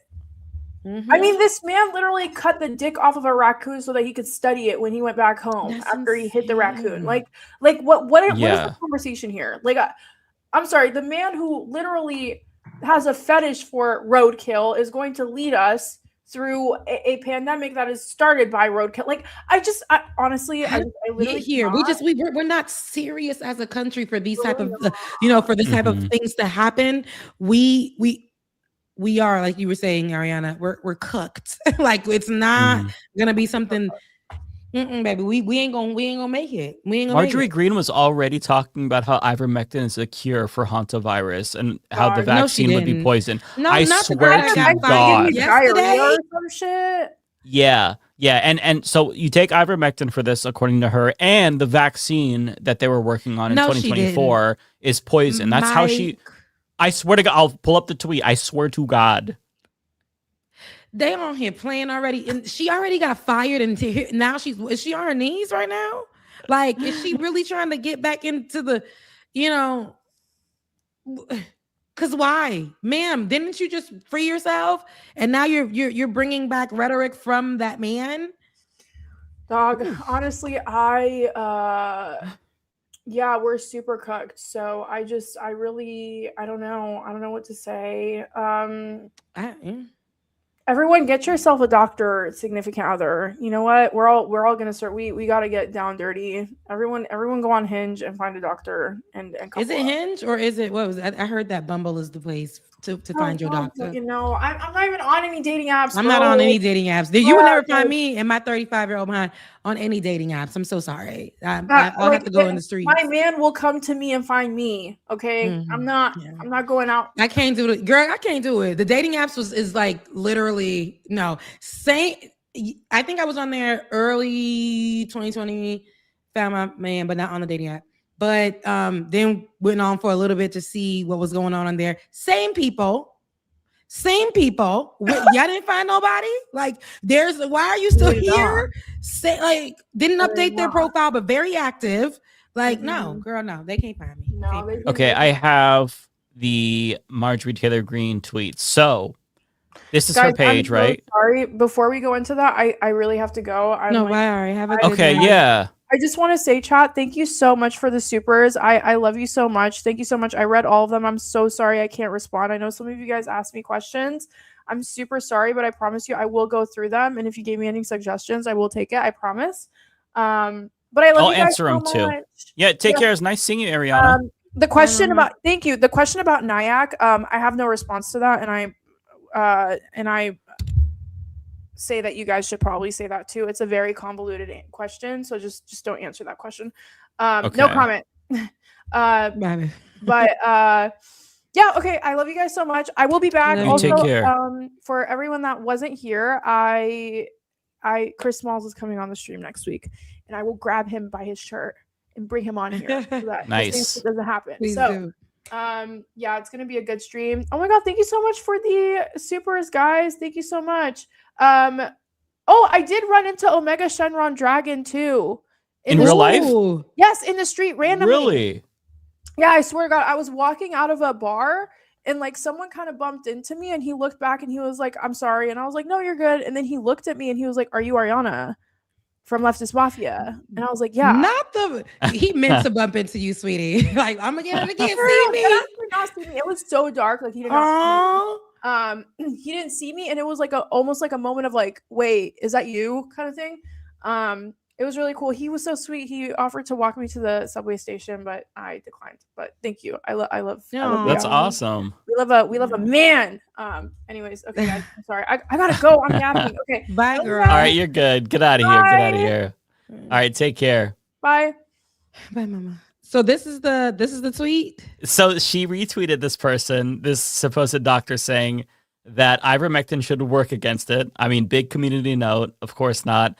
And then she is tweeting about how article from 2024 about hantavirus mRNA vaccine, they manipulate the virus, parentheses, bioweapon, make the vaccine, parentheses, poison, and then make the profits because they own the vast majority of your elected leaders. They call this science. I'll go ahead and say fuck all the way off. Okay. So she's telling people not to get a vaccine if they create one. Yes. We can't go get vaccinated. But then reposting ivermectin as the choice. And this is why I was very much against liberals saying, don't welcome her to the resistance with open arms, because she has not changed. The only thing that's different between 2026 Marjorie Taylor Greene and early 2025 Marjorie Taylor Greene is that Daddy Trump insulted her and turned against her. Yeah. She's still the same on every other issue. She still attacks trans kids. She is still extremely racist and Islamophobic. She is a menace. And the fact that people are taking her seriously because she's saying Trump bad, I find it so frustrating. I hate it. Like this is a clown. Yeah. And here is one of those, she's one of those people that I do, just like anybody else who waited until Trump threw them away or until it didn't benefit them anymore after years, 2 terms, like 3 elections. Like now you're coming out after benefiting from Donald Trump all of this time to say Trump used me. And now we're supposed to be like, because I remember the white women were online, were like, but hear me out though. She was also hurt by Donald Trump. Like, we should receive her. No, baby. The door is, how Nene Leakes said from Atlanta Housewives, the door is closed. The door is closed. I mean, she was benefiting to the last second. She bought the dip during his first wave of tariffs. She profited heavily from this because he probably gave her inside information so she could profit heavily off of it. I just don't understand why people keep falling for this. And it's the same thing with Tucker Carlson, right? Dude is, for all intents and purposes, a fucking Klan member. Like, he probably has a hood in his closet and the fucking gown. But yet, he said that the Iran war is bad.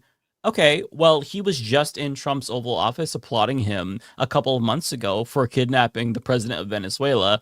And now he's against the Iran war, maybe because he thinks it's bad, maybe because he has property in Dubai and he wants the region to be stable and he doesn't like that it destabilized the region. I don't know, but I just feel like you have to, by now we should all know that these people are hucksters and they're full of shit. Yeah. And to keep falling for it, it's just really frustrating because, like, you could be a Nazi and Democrats, well, not all, but some will be like, welcome to the resistance. But you could be a leftist and they're like, fuck off. Like it's just. Yeah, and that's the problem. It's all to me problematic.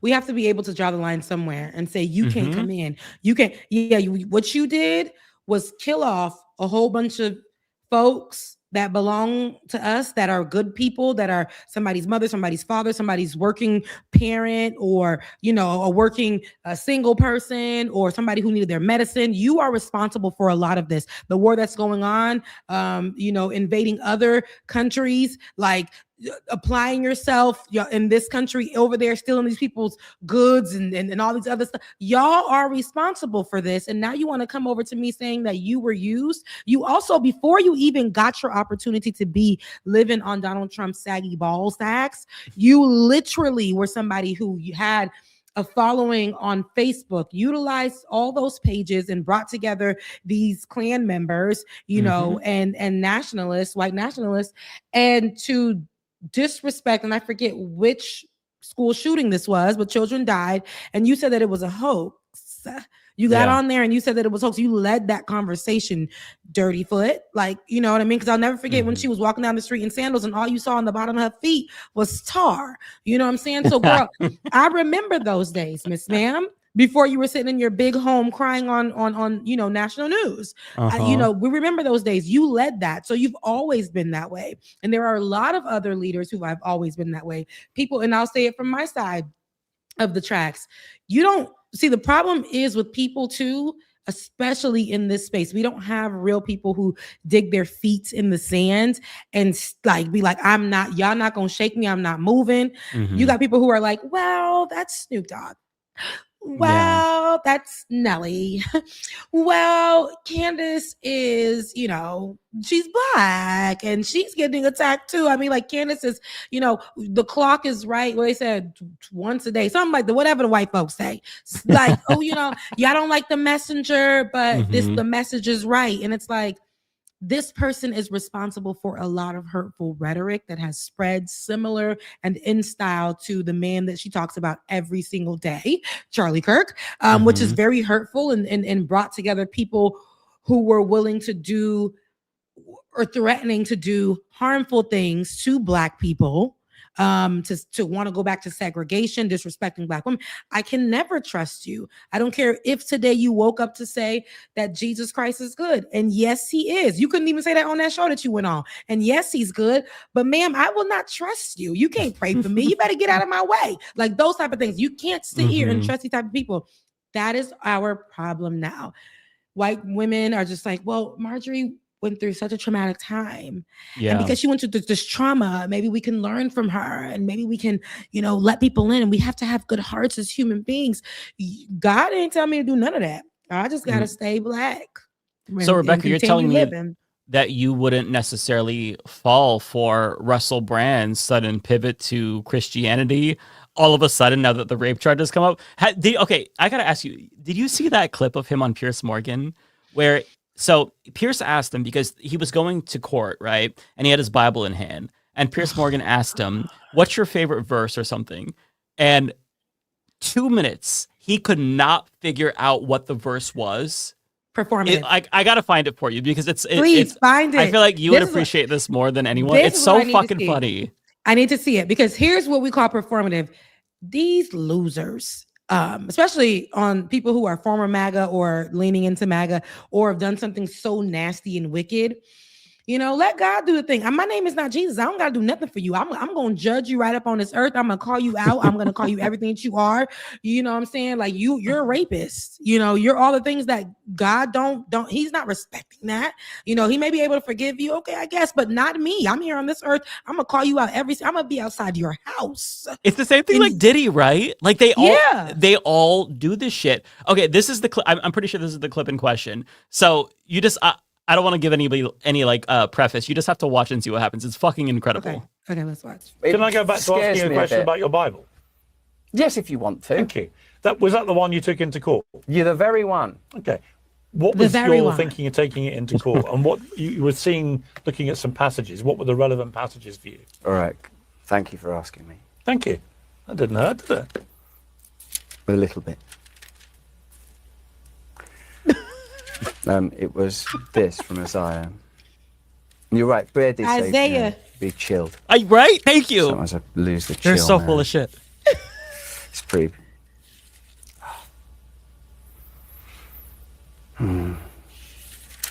Not the man who was selling crystals online. Yes. Just us talking about that 2 years ago. I know.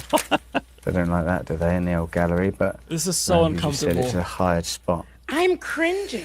This is from Isaiah. It's bad. Isaiah. Now he's trying to find the pronunciation to change on the second star. Oh God, he flipped forward, he flipped backwards. Ain't nothing there because you don't know it. I would have. He doesn't have. It's the first time he opened it. Yeah, right. It's the first time he's opened it. Clearly.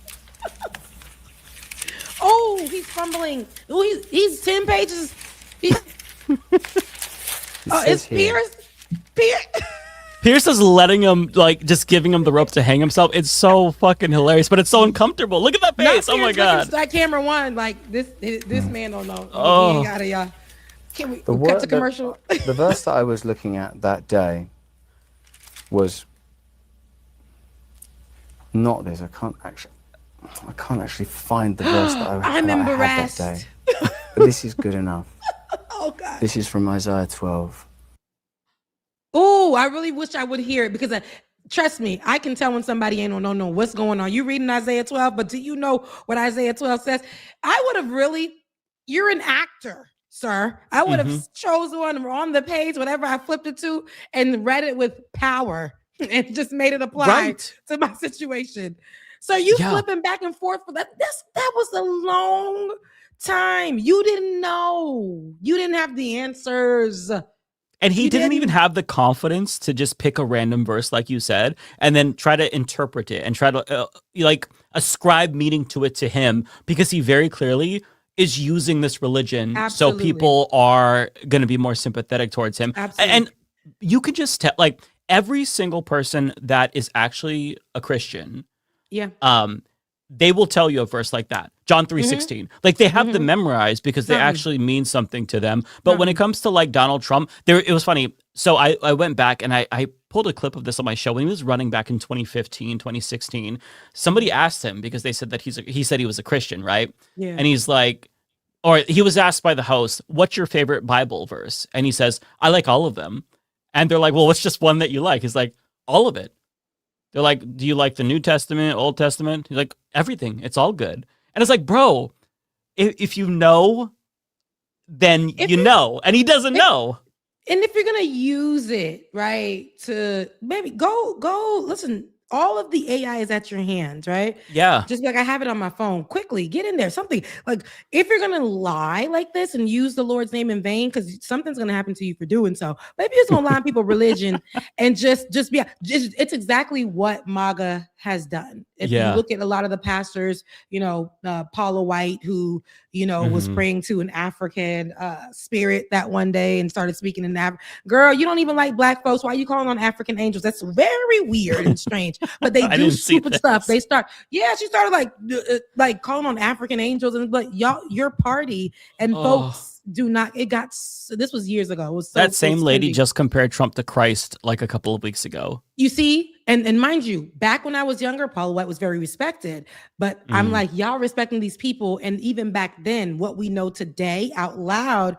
Back then, they used to try to just put it under like the TBN channels and had all the mostly white preachers and stuff, and you had to respect them and all that. No, in today's day and age, I always say there's a lot of spiritual malpractice happening at the pulpit, and not only from the white church, but because MAGA is at the center of it, where they've said that Christianity, a lot of people need to vote MAGA because they are real on the values of Christianity, and that's what America's morals ride on. That's a lie. It's all a lie.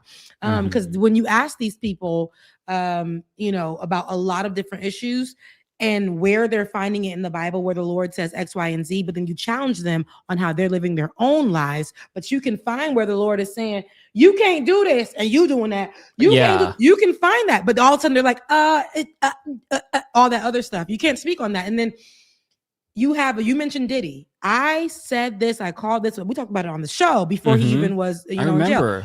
I monitor, I'm like, this man, has changed his name to Love because he believes that he is God. That's a power thing. That's a weird thing. But then he started aligning himself with the Black church. And that's what happens because a lot of times the Black church is very forgiving, especially to celebrities, but can be very forgiving to a lot of people. And they know that. So when the world turns me away, I'm going to lean into the Black church. And he chose the biggest, most popular Black church, which is the Potter's House.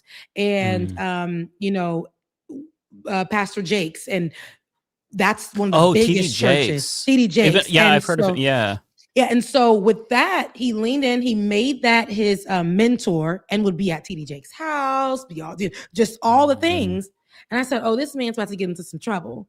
And would be like, he made like a on his album that he dropped, like gospel songs, and had like TD Jakes showing up every now and again. And he would be like, when Diddy would go into interviews, he's like, I pray to God, read my Bible again. I had to restart my relationship with the Lord. And it's like, when you saying all that, what have you really done? Because something's coming out. He knew something was coming out. Yeah. And that's what happened. And so when the same thing Kanye West has done, when everybody denounced him, he knew that the Black church would accept him. And so he leaned into becoming a gospel artist, right? And taking over, winning awards. And then once he got all that stuff, he got that out of his system, and the world loved him again. It became, Kanye, y'all not listening to Kanye. Y'all not really listening. Kanye was like, yeah, I got my power back.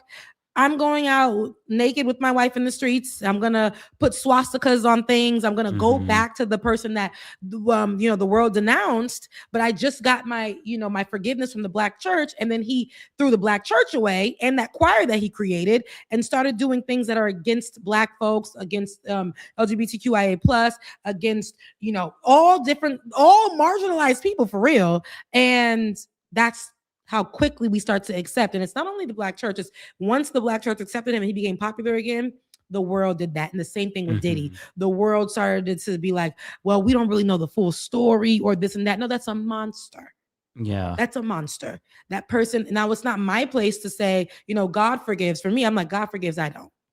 I got to work on that maybe in my life, but I'm so sorry. When you are this type of person, we shouldn't align ourselves with evil people. We shouldn't. And then the Bible also says you got to call evil what it is. Evil, right?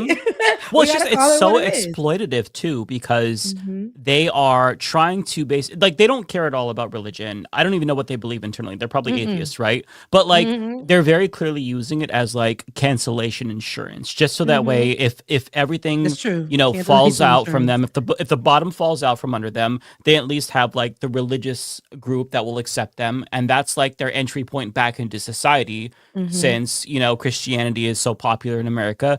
But it's also transparent. And I feel like they're so lazy that they don't even bother to try. It's just they say the words Jesus and buzzwords, right? And they think that's enough. But I think that even though like some people fall for it, I feel like the majority can't fall for it. Especially what's crazy is this, you've seen this trend of like billionaires becoming really religious. Like Nicole Shanahan, she was RFK Jr.'s running mate. Yes, he had a running mate for some reason.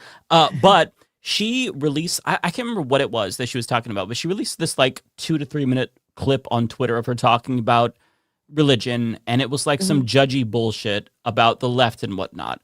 And it's like, I responded to that with the quote of, a rich person is as likely to get into heaven as a camel through the eye of the needle. The quote. Come on, you better preach, right? Because they don't know it. How can they? So just at its face, you don't get into the gates of heaven. So why don't you read the Bible that you're fucking espousing? But it's because they don't actually, like, they genuinely don't believe it. And that's what's so transparent. It's like everybody has to have some type of grift to benefit themselves. And more you just see it with the religiosity where, I mean, it's not like using religion to scam people.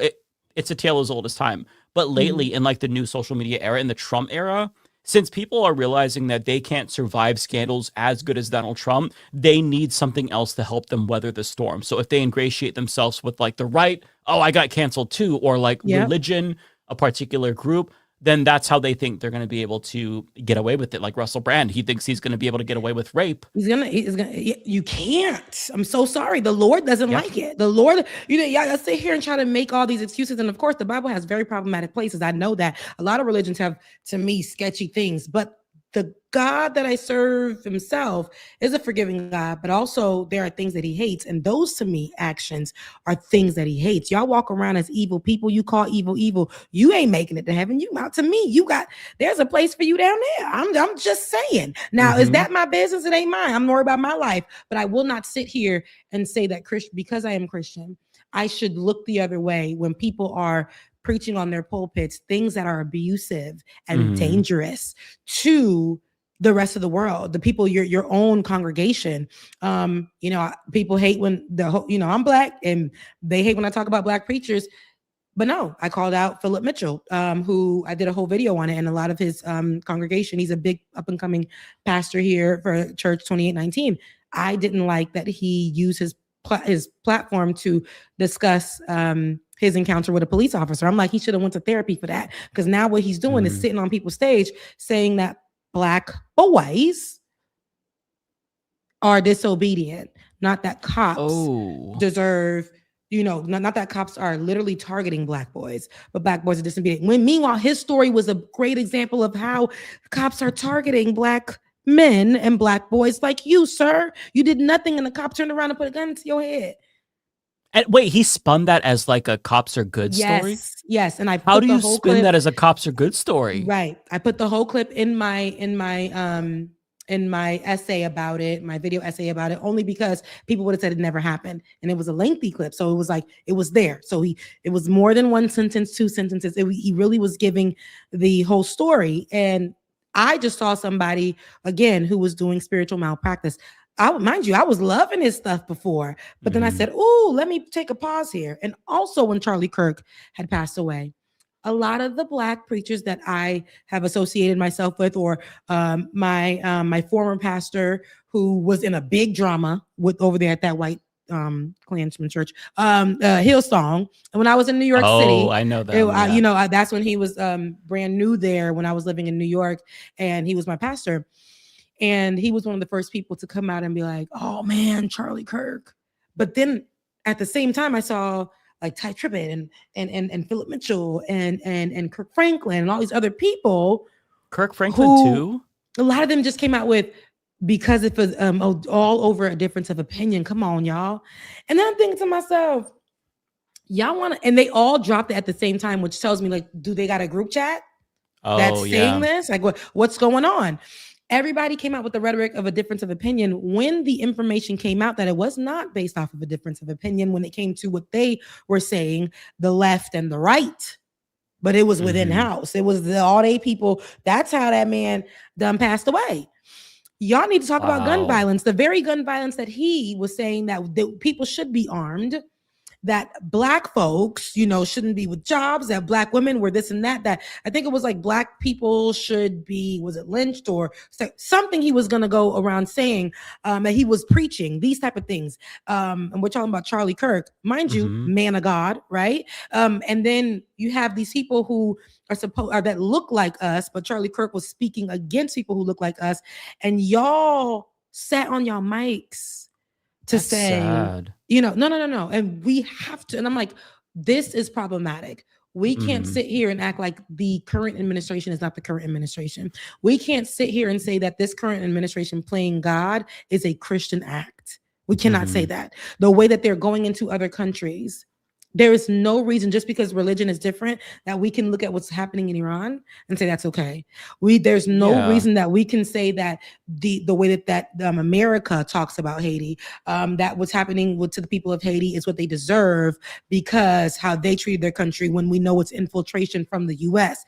that has caused a lot of the turmoil in countries like Haiti, and the Congo and all these other countries that are affected by the US, their habits, their infiltration, those type of things. So those are not godly things. Those are not Christian things. Those are not Christian standards. And no matter what, people are trying to come out and say, and people like you were just mentioning, like how Russell Brand is trying to rebrand himself for the 19,000th time, honey. All of this stuff is happening. We have to keep our eyes open, whether you are a believer or not. Like, that ain't godly. That ain't this, that ain't that. You know who I like to see is Mom Donnie. You know, he's a religious person. He practices his religion, but still, when he's making his policies, who's it for? Everybody. Right. Everybody has to be okay. Everybody has to be safe. How can what I'm doing benefit the people of New York? Not because of what I believe in. You know, I'm protecting people who look like me, but also the other marginalized communities and the people who have always been real New Yorkers. Everybody needs to benefit and be able to live, breathe. It's not up to me to kill people off or to take away from people. How do I help people? And to me, that is the basis of a good Christian. And these people are not even hitting the mark. Yeah. They're not hitting the mark.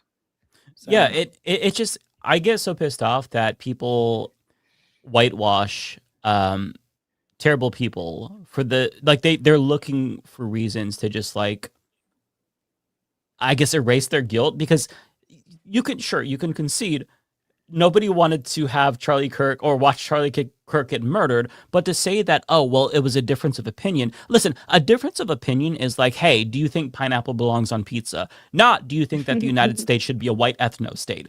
That's not like a difference of opinion. That is you not believing that people who aren't white are unhuman or inferior to you. Like, you can't just chalk that up to a mere difference of opinion. And yeah, that's why I hate it. It's really frustrating because you have to be able to discern who is using you and exploiting you. And they do it so often. Like with even Donald Trump does it as well. We talked about him, but I'm reminded again of there's a clip where I don't remember if he was talking about the prayer breakfast, but he was like 2 Corinthians or some shit. Like it was so bad. It was a moment where, okay, he said it was 2 Corinthians. Remember when he was holding the Bible upside down? But you just made me think of Nicki Minaj, which is our most recent example. Oh, right. Because she's also playing, you know, in that as well. I remember she got online, and not only did she do this, like I was just mentioning, when criticism came, because I think that even if you're a pastor and criticism comes to you, you fix it. You fix it. You talk with your church. You fix it. You listen. That to me is a good leader. But when your congregation is acting like the beehive on your behalf and using and abusing the Bible and saying, well, the Bible says, touch not my anointed. But how anointed can you be if you're not doing the work of God? Right? If you aren't, like, you were called, but you're not doing the work of God. Are you anointed? Where's the oil? Nicki Minaj got on there. They asked her what her favorite verse was. My good sis said, well, she said palms. She said palms. It was like, yes, it was something where it was the mispronunciation. Sis didn't have it. She didn't have it. Palms. Why didn't she just say Matthew or John? She goes for palms. Right. Oh my God. Genesis. This lady says palms. Oh my God, that's hilarious. These are the people that people are saying, well, you know, she's a believer and she's, you know, well, no, because there are believers who actually are out here fighting a good fight. Nina Turner, who is a religious person who also is fighting. Like, you have other people who are doing this thing and they're actually doing the work, but you don't want to go and speak with them because they're not MAGA. MAGA has to be the only, right? Because MAGA says something like, oh, we don't want abortion. Remember, that was the buzzword. Abortion was the buzzword from Trump's first term. And that's where we got some musicians saying, I have to believe that children matter. And so he said he is not for abortion. And I have to go with that as a Christian. I told y'all the story. I sat up here on this platform and told y'all a story about a Haitian boy that I grew up with. I grew up in a mostly Haitian community back in South Florida. And in a church this Haitian boy went to church with me. His father was what we call the maestro, which is minister of music, all the things. This boy is Haitian, dark skin as they come. We all grew up in the Haitian household, first language, Haitian Creole. He married a white woman.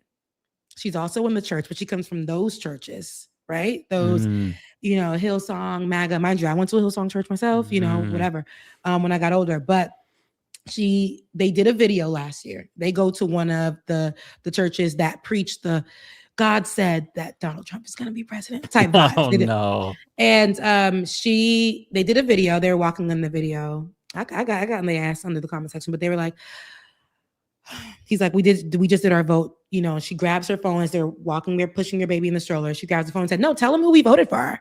I grew up with her too, mind you. And I said, something always ticked me off about her. Is they'll tell him who we voted for. And he was like, okay, well, we voted for Trump. She's like, no, say it proudly. We voted for Trump. And we voted for him because abortion and because they used a video that was not true. And they got so much MAGA support from this video off of TikTok. They put the reference of Kamala Harris being heckled by a Christian coming in. Remember that one where she was being heckled during her campaign, and they were like, "Can you say the name Jesus?" And she said something like, "No, let her.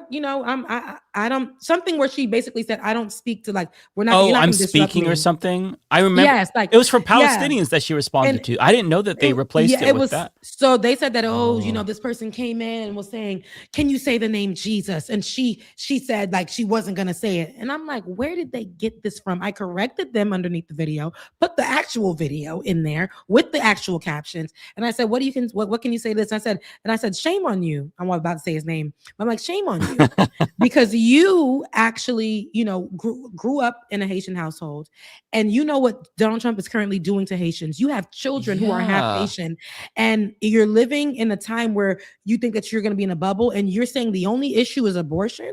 The only issue is that Kamala Harris said that which is a lie. Was this after the cats and dogs comment? Yes. Yes. Oh, I guess so. If they voted, yeah. Yes, oh my God. Yes, I can't even fathom that. And it brought up this, it was definitely after the Captain Dog comments, and for them to sit here and support, and the girl kept saying, but we're just Christians, so we have to go with somebody who can say the name Jesus. And I'm like, ooh, stop it. Because in the Bible, we know that the devil, and how the devil was an enemy, and how he worked he was the minister of music, right? In the heavens, right? And then he wanted to do his own thing. He knows the Bible front and back. He knows the name Jesus. He knows all those things. So do not be literally fooled. And all y'all walking around here fooled. And the amount of MAGA that supported these people and propelled them into becoming content creators for the Lord, MAGA content creators for the Lord. And now they are. My God. Yeah. Blocked, because I don't play that. I'm like, I love this guy, grew up with this guy, but I had to break that relationship because I said, I will not, such a successful person too, but I will not support that. I will not support the lies and us continuing to say, this is why I didn't vote, and this is why I'm voting for Trump. No, I'm not gonna.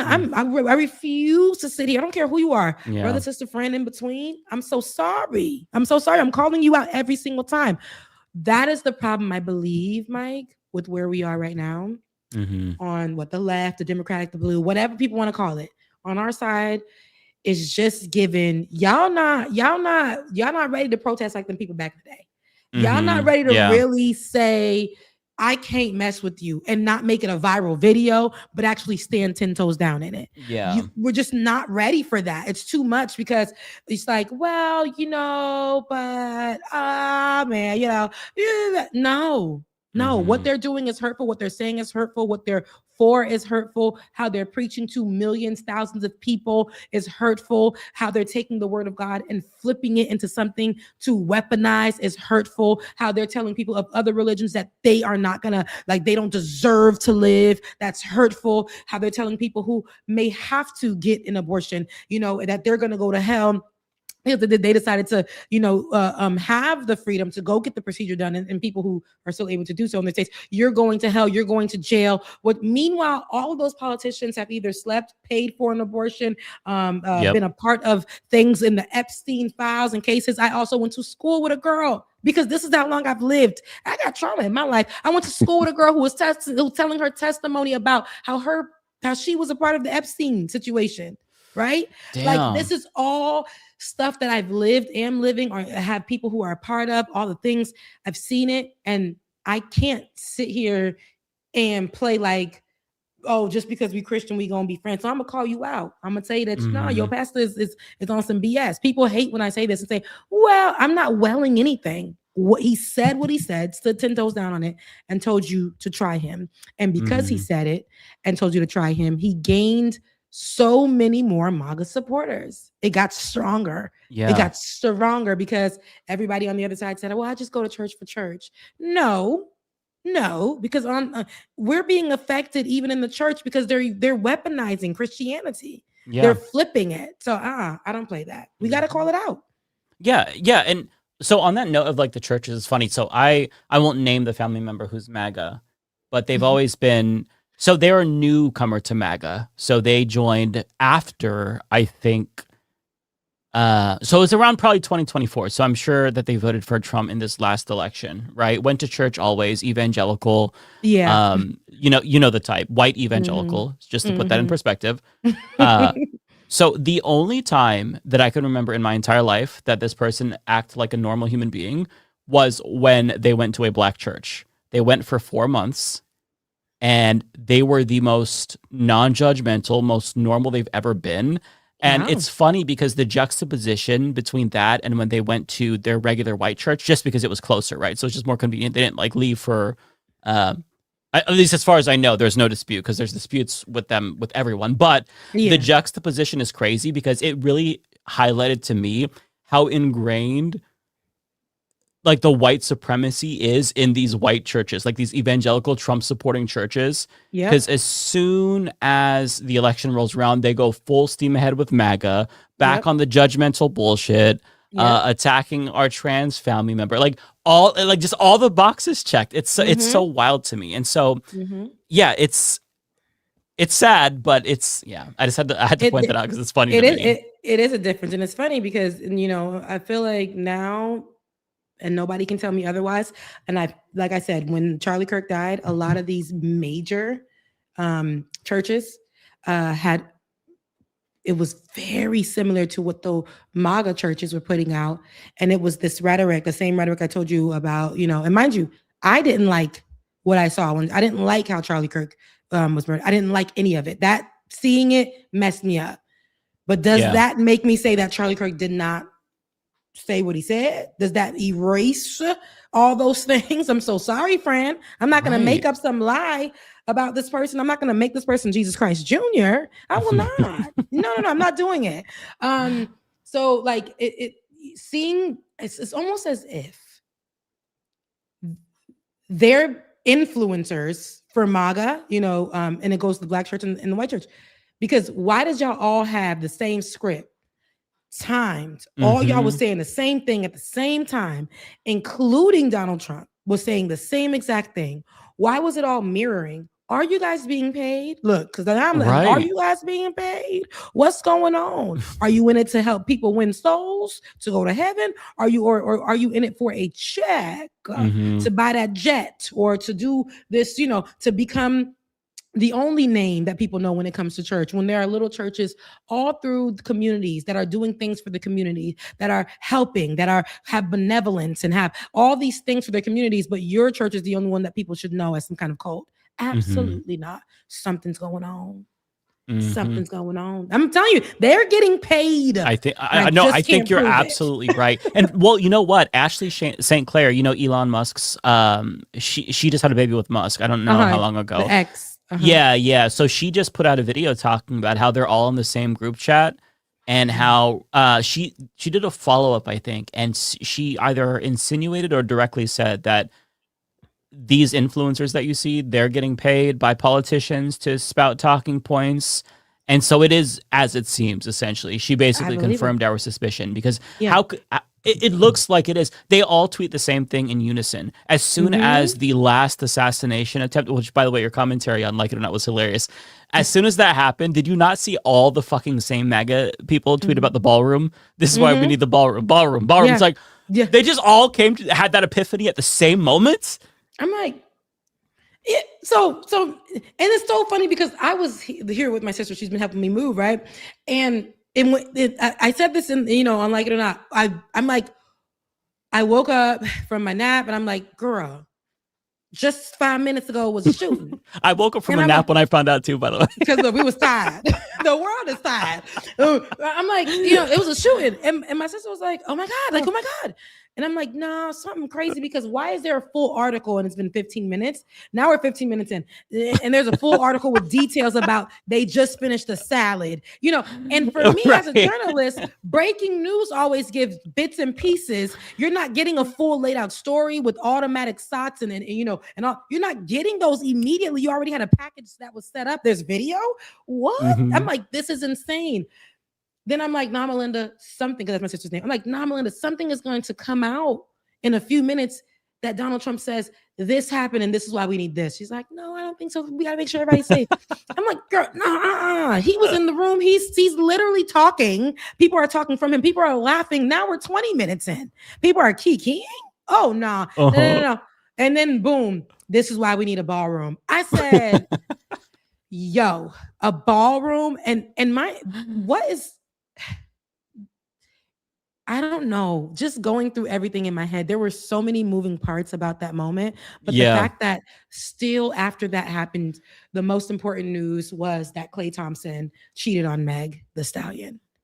That was still trending because people were like, yeah, I don't even want to deal with this. Here he go planning another fake assassination for the 1,000.5 billionth time. Klay Thompson cheated on Meg Thee Stallion. When we pulling up to Klay Thompson's house? Because I'm sick of this. I'm sick of this. It's so funny that that's literally everybody's reaction, though. It's like, oh, again, did they get him? No, okay. What are we having for dinner? I just love when you were talking about Unlike It or Not, like the way that you went through the articles. It's so fucking funny because I didn't think about that. It is so weird how the articles were like, it was a brisk evening.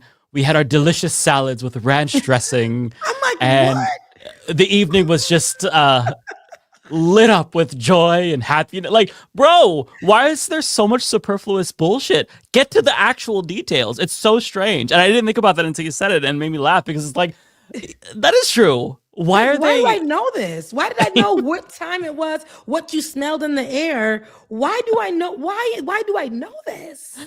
Yeah. It doesn't make any sense. I'm all in on the conspiracy theories. I don't know if it was a false flag, but I want people to think it's a false flag because the theories are fucking hilarious. Like, I went through some of them on my show. They were great. What we saw, though, like what we what we really saw, though, like they're telling us not to believe our eyes. And I know it's hard to not fall. Remember when when he first got shot in the ear and I was telling y'all, that I know planned that. And y'all were like, well, I'm like, no, that man. You get your flowers now, Rebecca. Like, I'm gonna take them because I'm like, he literally stopped to take this little photo and it was given like, and people were like, oh, he almost got assassinated. And I'm like, it didn't give a JFK feel. Like it was not given like, this man. And the worst part about these every time these are happening, he's like, and see, that's why I need to put my face on the coin. That's why my face needs to be on every building that makes I get something for this. Yeah, like that's why if Spirit let me use their planes to allegedly, get it out there for war crimes and stuff, then they would have been safe. There would have been a deal, but no deal because they don't want me to use their planes to go kill babies, to go. They don't want me to do that. They don't want me to do that. So it's like he's always looking for this, opportunity to get the praise, and it has to be, we have to feel bad for him. Like it's Donald Trump. And the fact that nobody made this a story beyond that day is insane to me. We all made jokes after that. Yeah. We didn't care. That's that to me it wasn't surprising, but it was something that I think we all noticed collectively where it's like, oh, nobody cares at all. They're not even waiting. Like there's no 24 like moratorium on memes and jokes. It's just immediately they're cooking them. Nothing. It's crazy. And I find it fun. Like I find it hilarious. I love it. He don't give a damn. And he's like, I don't care. He's like, I don't care. Don't tell me anything. Next up, it's like, is he not see? This is where I say that we have an entertainer as a president. And so people don't look at every single thing he does. Like he'll sleep and he'll be like, oh, I know what we're going to do tomorrow. And he put everybody in place. But imagine the people who were in the room who had no knowledge about what was going on. The fear for a lot of them. One of those people that were in the room was Georgia Fort, my colleague Georgia Fort, my girl. She was in the room. Mind you, she just had to deal with covering ICE shooting right? Yeah, she had quite protesters, the year. and then had ICE at her door with armed at her door, and now she's in the position over here to be honored in the state of in Washington, and to be out there and not Washington State, but in Washington D.C., but to be out there in D.C. and have to be a part of what's going on in the moment, running with no shoes on, have her heels. She was documenting this at the time. Then they went to go meet and Kiki, the press secretary, whoever the Asian girl that was sitting next to Donald Trump in that lane, she was like, well, he's going to come and talk to you guys on time. Yeah. Just unfazed by it. Not just try to murder the president? Did shots not just ring out in the middle of this dinner because you wanted a ballroom and you thought that this type of event should go in the ballroom with your name on it so you can say, and he kept saying, when it was time for him to do the conference, this man said, he's like, they kept wanting the ballroom, for centuries within the White House, they wanted a ballroom and no one was able to do it. No one was able to do it, but I'm going to do it for you because we need one now. You see, they tried to shoot the president. Now we need a ballroom. And I'm like, is he serious? And we're going to pay for it this time. And we are going to pay for it. Yep. We're going to pay for it. Yep. We're going to pay for it. And we have so many things going on in this world. We have hungry children. You done took away the kids' food from the schools. Mm-hmm. You done took away people's medicines. SNAP benefits are getting cut. The work requirements are going into effect. People are unemployed, but you're worrying about a ballroom and we're having to pay for that. We ain't even got no money. People can't live. People don't got homes. People, are struggling right now. Mm-hmm. And a ballroom is your priority because you planned, allegedly, your own assassination attempt. It honestly is amazing. It's like we're living in a sad parody of reality. But I mean, to be fair, America has always been a joke. So I guess that we're just kind of like we're seeing the logical conclusion of a joke country, come to its spectacular end. So yeah. Well, should we get to super chats, Rebecca? Yes, let's get to super chats. All right, I will. Let me go through and I'll pull up your super chats. And I know that Rebecca's are mixed in as well, but I think the first one for you is from Tigwick, I want to say. Yes, it is. Okay. Thank you for that. Tigwick, thank you so much for your super chat. Good to see you, Rebecca. Good to see you too. It feels good to be back. Still getting used to being in the space with it, but it feels good to be back. Cartoon 49, thought on Michael movie and controversy of it. So I seen it, not gonna lie, just seen it yesterday as a break from the world. And I will say the clips didn't, so this is gonna be all I say about it. The controversy of it, I don't want to, but the clips that they put out early on, they didn't make me a believer. But as me and my sister were watching it, oh honey, I was like, oh, he said I'm gonna study my uncle. So that's what it gave. And I was like, oh wow, this kid took the family trauma and really like got in there because it gave Michael, I'm not gonna lie, and it was actually it was spottish on. it was around there. It was good. This is one of those where the audience score is higher or lower than the critic score. I can't remember. I think the critic score is lower, right? And I think the critic score was lower. Everybody got on. Okay. Yeah, and I think the audience was higher. Everybody got online, and I think we're going off the clips, and so there was a lot of naysayers. And I'm only Cartoon 49. I'm only going to talk about like the movie itself. I know the controversy behind it. I don't want to get into that. But the naysayers, were like, don't watch it.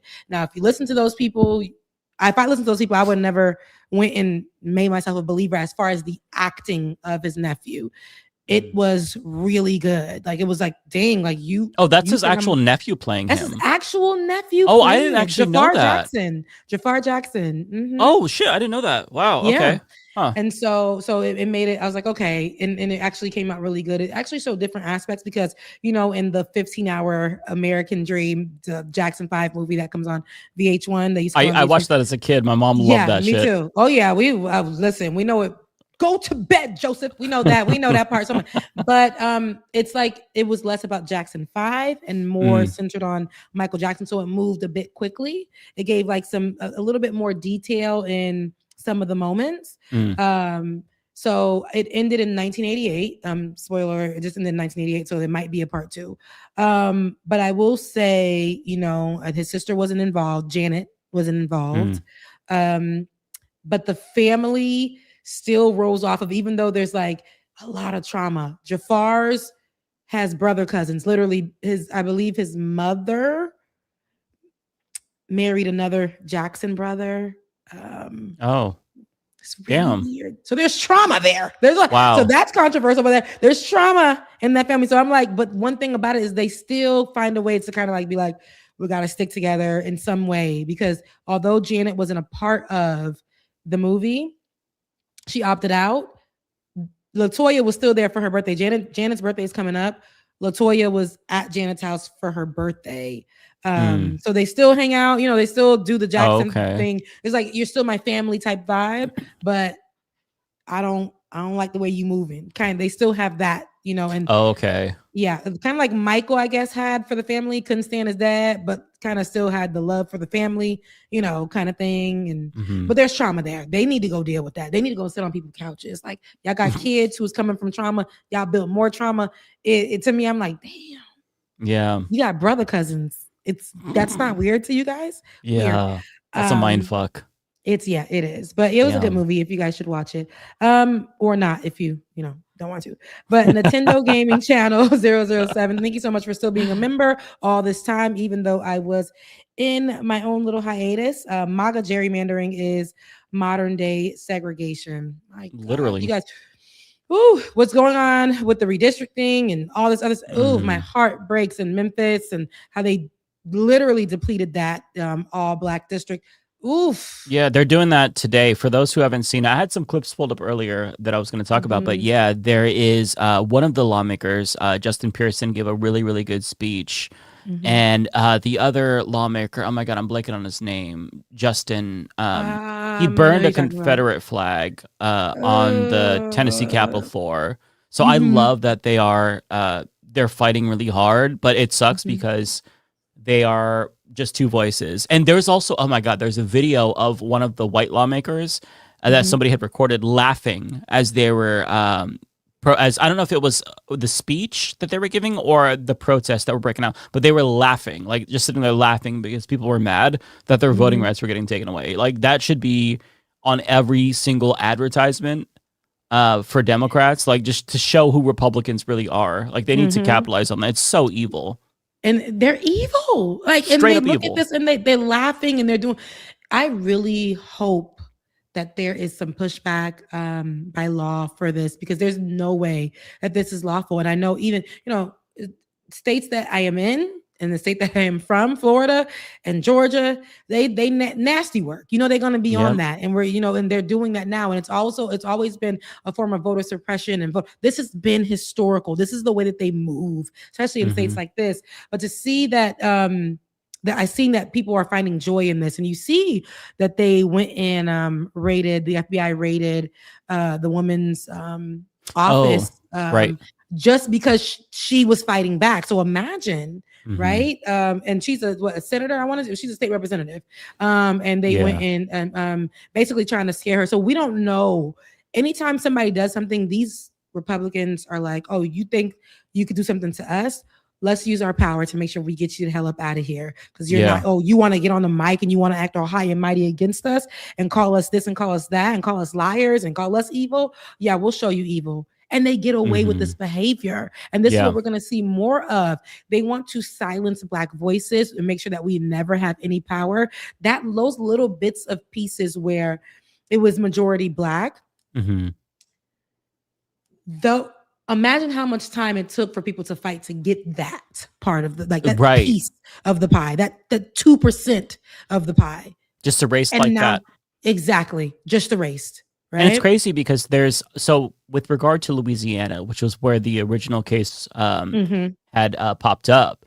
So it was with these new districts, Black people who live there, which make up like a third of the entire state's population, they would have had actual proportional representation, like 30% of the vote, 30% of the population. That's what democracy looks like. Now they get 0. And to add insult to injury, the Supreme Court on Monday put out a little, I don't know what it was, but they basically, I talk about this in my video tomorrow. They violated their own rules to give red states the go ahead to gerrymander black voters into oblivion sooner, so it could do it before the election. Like we are seeing such insane shit. I can't even describe it. Like I honestly feel like I'm living in a movie because they are so shameless. The fact that they're like, no, it's not already good enough that we're letting you just like go back to Jim Crow status quo. We need to make sure you can get this done before November's election. It's just, they are so evil. There's no other word to describe these people. They are demons. It's no remorse. The pure joy that they get from pulling and rolling us back and taking away all of the fight that our ancestors, people who came before us, had put in, and what we thought the system would protect us for, right? Just one little second, they were like, yeah, we don't care. Take that away. Bring, like, no. It doesn't matter. It doesn't matter. And and it was funny because, again, it was under the guise, like you were saying in Louisiana, it was under the guise of, oh, hey, black folks aren't getting this, and then let's go ahead and make a workaround. They said, oh, we're gonna definitely do a workaround. We're gonna take away, right? We're gonna take it away. It was something else. They said, oh, it's affecting black voters and black, the black district a little bit more. Let's see how we can fix this. They said, oh yeah, we'll fix this, all right, and snatched it away. And that's why I say people be trying to work in your favor. No, they're not. They're not. These people are not. There's no bipartisanship. There is no working together.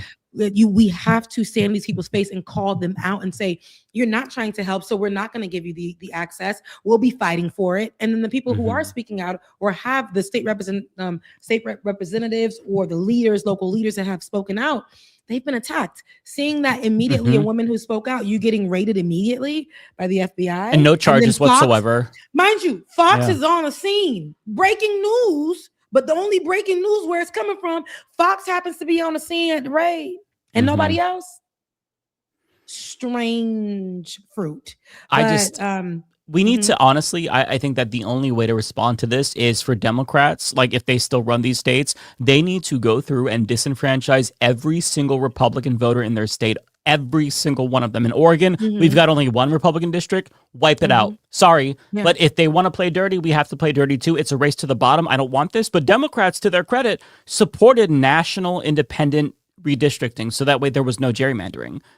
Republicans wanted this, so it's only fair that we make up what they're like. We match them. You have to fight fire with fire. That's because they're straight up erasing representation. Like people don't even think about how devastating it was in 2013 with the Shelby decision when they got rid of pre-clearance. That was the start of the death by 1,000 cuts to the voting rights.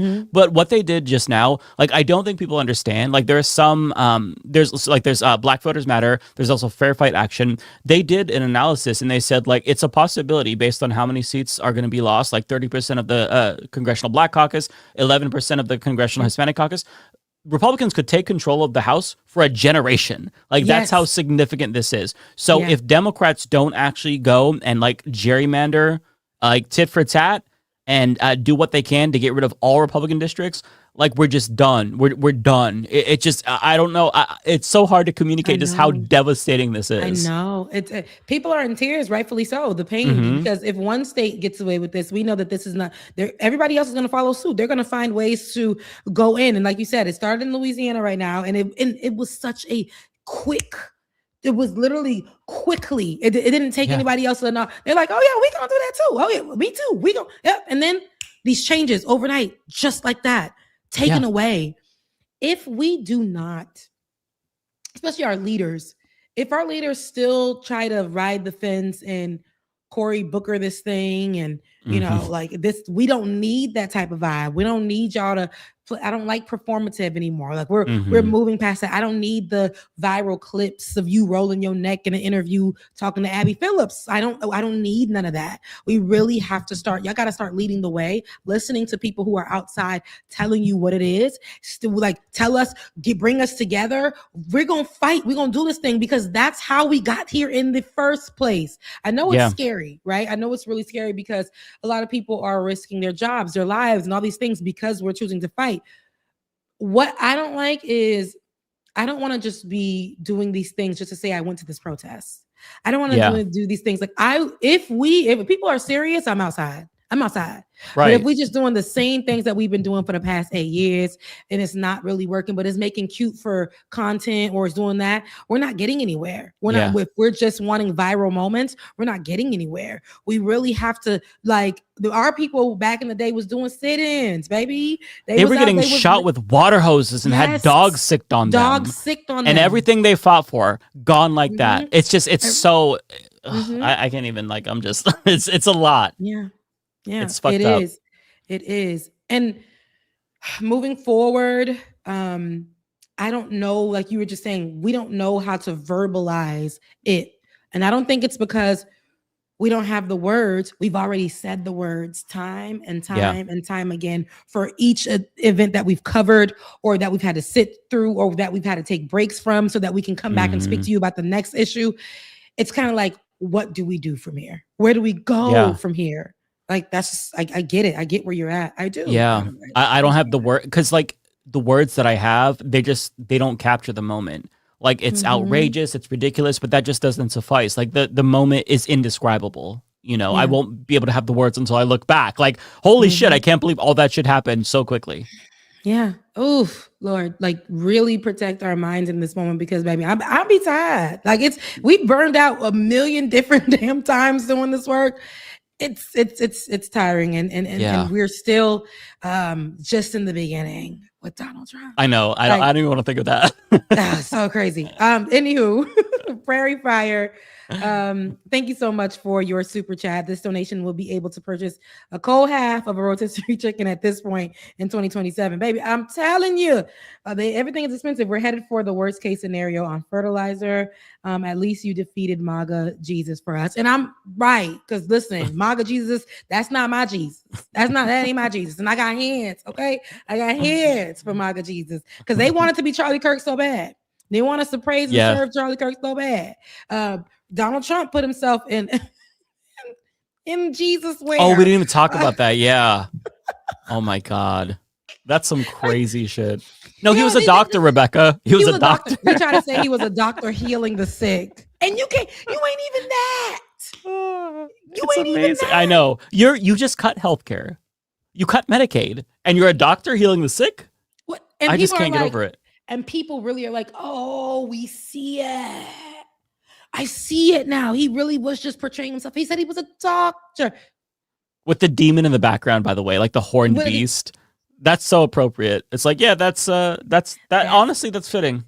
That's how you know they ain't believers. Because they were just like, he was just that's what Christians do. They show themselves and oh, really? So you made yourself like a golden calf, like a statue, like somebody people need to be praising, right? You made yourself like God? Is that Christian? Isn't that like, that's one of the 10 commandments, idolatry. Yeah, idolatry. I mean, that's an idol. It's like Christianity 101. I shouldn't be saying this. I'm not even a religious person. Because you're a dropout, right? I'm a dropout, yes. You knew what it was. They failed the most basic test. Yeah. Basic test, that's Sunday school for kids. Right. It's crazy. So, absolutely not. But thank you so much, Prairie Fire. Miss ya. Daniel R. 5432, Free Palestine from a Palestinianism. Oh, absolutely nice. Free Palestine, peace for sure. Parker 402, thank you so much for your super chat. Welcome back, Rebecca. We missed you. Mwah. I missed you too. I'm so happy I'm able to be on here. You guys don't even know how excited I am. I really missed you guys. Super plat. Let me not try to say this with an accent. Super Platinoman. Instead of giving it a Haitian accent. Better than I could do. Rebecca, did you see I Show Speed is in DR and all the Dominicans ask him if he's Haitian? Ain't it black as usual? Listen, I did see because I Show Speed is a streamer that does this. He's been touring different areas. I think he came from Africa and now he's in the Caribbean. And Haiti was the places that he chose not to go to, and a lot of the Haitians were upset. So he went to the DR, which is of course our neighboring country, which is on the same exact island. So Haiti and DR. So he went to the Dominican Republic. And mind you, it's a whole bunch of Haitians in Dominican. I got family in the Dominican Republic. It's a whole bunch of Haitians in the Dominican Republic. So he went over there, and on his stream, there are Haitians like, I'm Haitian. Why you don't go to Haiti? Why you don't go to Haiti? He's eating Haitian food, but they're saying that it's Dominican food. So there's like this controversy online. I did see it. And they, I definitely did see that. So it's a little controversial thing going on, but he's a huge streamer. I'm happy that he's even going to these places and showing off the different cultures of Africa and the Caribbean. And does it suck that he didn't choose to go to Haiti? Yeah, but Haiti right now seems to be for some people not safe. But there's another streamer who decided to go on, who's there right now, who is completely safe, who has been all over Haiti. So that means don't believe everything you see on the internet. But he should go to. I love I Show Speed. He should go to Haiti. He's also a big fan of One Piece, which I am as well. So I fucking love I Show Speed. Yeah, I love I Show Speed. I love what he's doing. So definitely understand safety first if that's the case. I do understand that, but definitely go to Haiti. It will be a time of your life for sure. Looney Tunes 9000, thank you so much for your super chat. Love you, mean it. There once was a streamer named Rebecca. There once was a streamer named Rebecca Azor who used to come on Leftist Mafia every week and do Like It or Not every Saturday. All of a sudden it stopped. Listen, I said, that girl, life happens, right? But she's back from what I heard. The little birdie told me that, life happens to people, but then they come on back and we all good. So that's what happened. Rebecca is back. And it wasn't like crazy life, bad issues. We're moving. I hate moving, as Mike was talking about. Hate it so much. And then when you got to try to put furniture in place and then get your little setup in where you ain't got no office, but you got to make it set. It's that kind of thing. So you got to get the vibes right first before you get to streaming as well. Yes. Because that's really important. And just the fact, honestly, I feel like people should give us credit. Just the fact that we're here when we're all just trying to get our footing. There's a lot of shit going on. So just bear with us because we're trying our best. We are. And I'm so happy to be here because there's a lot of people who are not here. So yes, I know you can't, you're here. And it's like there's two of us this week. So the people who are here shouldn't get any shit. Not that we should deserve shit if we can't show up. I wasn't here last week, but like you were sick. So again, life happens. Matt, we love him. I know he's going through his personal things. David, I know he tries to preserve his mental as much as he can. I know Lance had some, was in the hospital not too long ago. Things is happening to folks, but I love you, Looney, and thank you for looking for me. And I promise you, I am back. We're doing our best. I'll be here on Saturday. We're doing our best. Oh shit, not you again. I love your name. Hey Becca, I'm forklift certified. Just saying. Well, I don't even remember what we were talking about at the time. I don't know. Okay. That's good to have though. Yeah, love you. Imagine. Mean it. Thank you so much for your super chat. Lizzie Bennett, 5726. Of course they're not hitting the mark, Rebecca. The right ain't about that shit. Also, I can't say what I wanted to because YouTube won't let me via super chat. Oh, I see. So you use the little poop sign. Okay, gotcha. I gotcha. Thank you so much, Lizzie. Miss your face coming up in my super chats. Clara Auk. Thank you so much for your super chat. Great seeing you tonight. Always loving your wisdom. Thanks, Jay. Thank you, Jay. I love you, mean it. Xavier Bacall, thank you so much for your super chats, Xavier.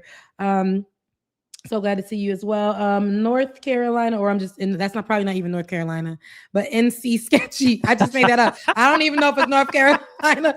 NC Sketchy. Thank you so much for your super chat. Said Rebecca on late. Take my buddy. Yes. You are late. You are super late. I am. I'm always late. You know what I'm saying? But I mean like you're staying late. Oh yes, you're right. No, you're right. It's 11:03, but I ain't been here in a while. So you got to make up for lost time. Yeah. I got to make up for lost time. And also you're on with me. So you know how I am. I drag anybody with me. It is true. Because you know, Mike stay here till 3 a.m. And Matt be right with him. I'll be like, they're still on. Like you became the Matt tonight, so now you're here. It's what is it, like 11? Yeah, it's crazy, but I know Matt will be here, and I know I'm making Matt proud. So exactly. Creflo $50. Unfortunately, Cory Booker is running unopposed in the New Jersey primary, and Rutgers withdrew its invitation to a grad speaker due calling Gaza a genocide. I think I've seen something like that because I've been out of the news to see a lot, but I think I've seen something like that. So much drama happening in that circle with Cory Booker. I'm not sure that Cory Booker gets the gist of being in this position, right? I remember we loved him when he was running for president. I met him, interviewed him with Now This long ago, many moons ago. Good times, right? Love to see you, mean it. But we gotta again call a thing. Cory, you ain't doing what you need to do. Who's next? Yeah, Who's next sucks. in line to come and shake something down, right? Who's next in line that's not going to be afraid to speak the thing and not align themselves with killing children and people? I know. Just because of their skin color. Who's next who's not going to be afraid to tackle these moments? I understand that it is a weird time for politicians because you're used to being able to slide with skates on, through these issues without having to be held accountable. But these are new times. Yeah. And just getting by off of the the most popular talking point is not where we're at anymore. So yeah, we see definitely. right through the bullshit. Yeah, we do. And let me go ahead to my Cash App. Shouts out to Michael Carver. I appreciate you. Love you. Mean it. Thank you so much. And hold on. Thank you, Michael. Appreciate it. Hope you're well. I am after that donation in the Cash App. Thank you so much. Also, who is down here? They did this. She always does it every month, and I appreciate you, Carrie. Carrie, I appreciate you so much. I enjoyed the show yesterday. That was the one I did on Saturday, with Like It or Not. So that was yeah, such a fun show. Much. Yeah, I tried. I had low energy that day, but I'm like, you were fucking hilarious. Yeah, no, that was great. Yeah, but thank you so much for watching. Again, I said I was going to be here this Thursday. I made that promise. I know that I've been missing Thursdays, but I am here. I will be here next Thursday. Next Thursday is the day before my birthday. My birthday is on Friday, May 15th. Yes, it's on May 15th, next Friday. So I believe it's on a Friday, or it's on a Thursday. I think it's on that Friday. So May 15th. It is also Haitian Heritage Month, right? It's Haitian Heritage Month. May is Haitian Heritage Month. May 18th is Haitian Flag Day. So it's a nice May is full of a lot of great things. Yeah, that's a big celebration. Like it is. And Mother's Day is this Sunday. That is. Oh my God! Yeah, you're right. Yes, Mother's Day. Did you get your mama something? I got my mom and mother-in-law, so I'm taking care good. of. Yeah. Make sure, don't forget, Absolutely. We got a few days. Okay, so good. Oh yeah. And all you guys who didn't remember that it's Mother's Day this upcoming Sunday, now you know. It's your friendly reminder. Yeah, if you love your mama and your mama's good to you, you know what I'm saying. Like, if your mom is a Trump supporter, don't get her anything. But if she's not, honor your mother. Honor your mother. Send her something good. Maybe if you don't, maybe a card with a beautiful, something written beautiful in there. I think moms really appreciate that. But it is Mother's Day coming up. And one more thing, I want to shout out my brother Jonas Azor is my brother. He made history in making the first Haitian-centered cartoon that is on the network formerly known as Cartoon Network. Stop! No, Warner Brothers. Yes, it's only their pilot, but they want to get picked up, and they made the first ever Haitian-centered cartoon. It's on YouTube. It's called I Love You, Jocelyn, and it's a Haitian little girl with superpowers. So if you haven't watched it, it's just a short. It's a beautiful cartoon, and it's funny, and it has the colors. It has a little bit of Haitian Creole in there. It's like, a nice kid-friendly cartoon. It's called I Love You, Jocelyn. If you go to the Warner Brothers page, it's on there. What I don't like, I will say, and point this out. Warner Brothers, I don't know why they did this. They didn't do this for the other cartoons. They turned off the comment section. And I'm not sure it's because all of the Haitian pride that was in the comment section, which they felt maybe was political in some way. But so many people were supportive in the comment section talking about, we never had this, having this now. I wish I had this growing up to show my children. I'm showing my children. It was beautiful. Support for Haitian people, picking up on, the different tools and weapons used in there. Somebody said, you see how the enemy was French, that Magnum trigger. I don't know. But they turned off the comment section and it was really doing phenomenal. But if you haven't seen it, please at least run the so nobody can comment underneath there. Usually they only do that if they're getting shit, but if they're getting overwhelming love, you would think that they were getting overwhelming love. And I think that because again, there was some anti-whiteness in there. Haiti and their relationship with France. The enemy in the show, I Love You, Jocelyn, the enemy is a French guy, Okay. And God so forbid we offend white people. Oh gosh, like we call out the truth that the French, when it comes to Haiti, was problematic, right? So really, just if you haven't, it's called I Love You, Jocelyn. It's on the Warner Brothers page on YouTube. Cartoon, which is formerly Cartoon Network, which was purchased by Warner Brothers. They're giving people an opportunity to put out their pilots, and hopefully it gets picked up. My brother voices the father and the announcer. So really, his name that's is Jonas so Azar. cool. Yeah. Wow. And, so if you haven't, that's a little tidbit of my brother, and please go support it. Repost it, all the things. So yeah, I'm gonna go watch it later. Yeah, please do. Please do. And that's my tea. I was here. I came, I saw, I conquered. Said Matt would be proud, but I ain't staying till midnight. I got a job. You don't want to stay another hour till midnight? Oh, come on. No. I know you're gonna be on here being a chatty Cathy with the people. But I was happy to be here. I really missed you, Mike. I missed you too. Yeah, I missed you too. It was so nice. It was so nice also when you were on Like It or Not to hear Ben and DJ Exclusive. I did not realize that DJ Exclusive was also a Lego head. Yeah. Oh, absolutely. I've never realized that for some reason because I don't really. I usually listen and I don't watch. Yeah. But I was watching and I'm like, are those Lego? Which one? So absolutely. I love that. That's amazing. He actually, in his last place, there was so many Lego setups different. It was like he had this cloud set up with the Legos. Yeah. I'm gonna tell him. I love that. If you've seen that and you're a fan, he'll love that. He'll absolutely love that. I need to actually watch and not just listen because you find out so much more details about people. Oh, it's absolutely. Amazing. Absolutely. And I'll shout you out on the next time. I'm like, you know what I'm saying? Shout out to my boy. Just watch on Saturday if you guys get the opportunity. I love you, Mike. Mwah. You take care. I love you too. It's so nice to see you. And see you I'll see you next week, Rebecca. Bye. Take care. All right, so I am going to just read everybody else's super chat. Actually, I'll put your comments up on the screen so that way it feels like I'm here with somebody. But I don't know. So these might be for Ariana. They might be for Matt. I'm just going to go through and I am going to read them all. So the first one is from Unknown, who says, FYI, the UK has local elections and the results will be released as you stream. I shall be in bed, though. I'm going to take a look at them because I hope that the Greens crushed it. I know by now they're probably released, so I hope they crushed it.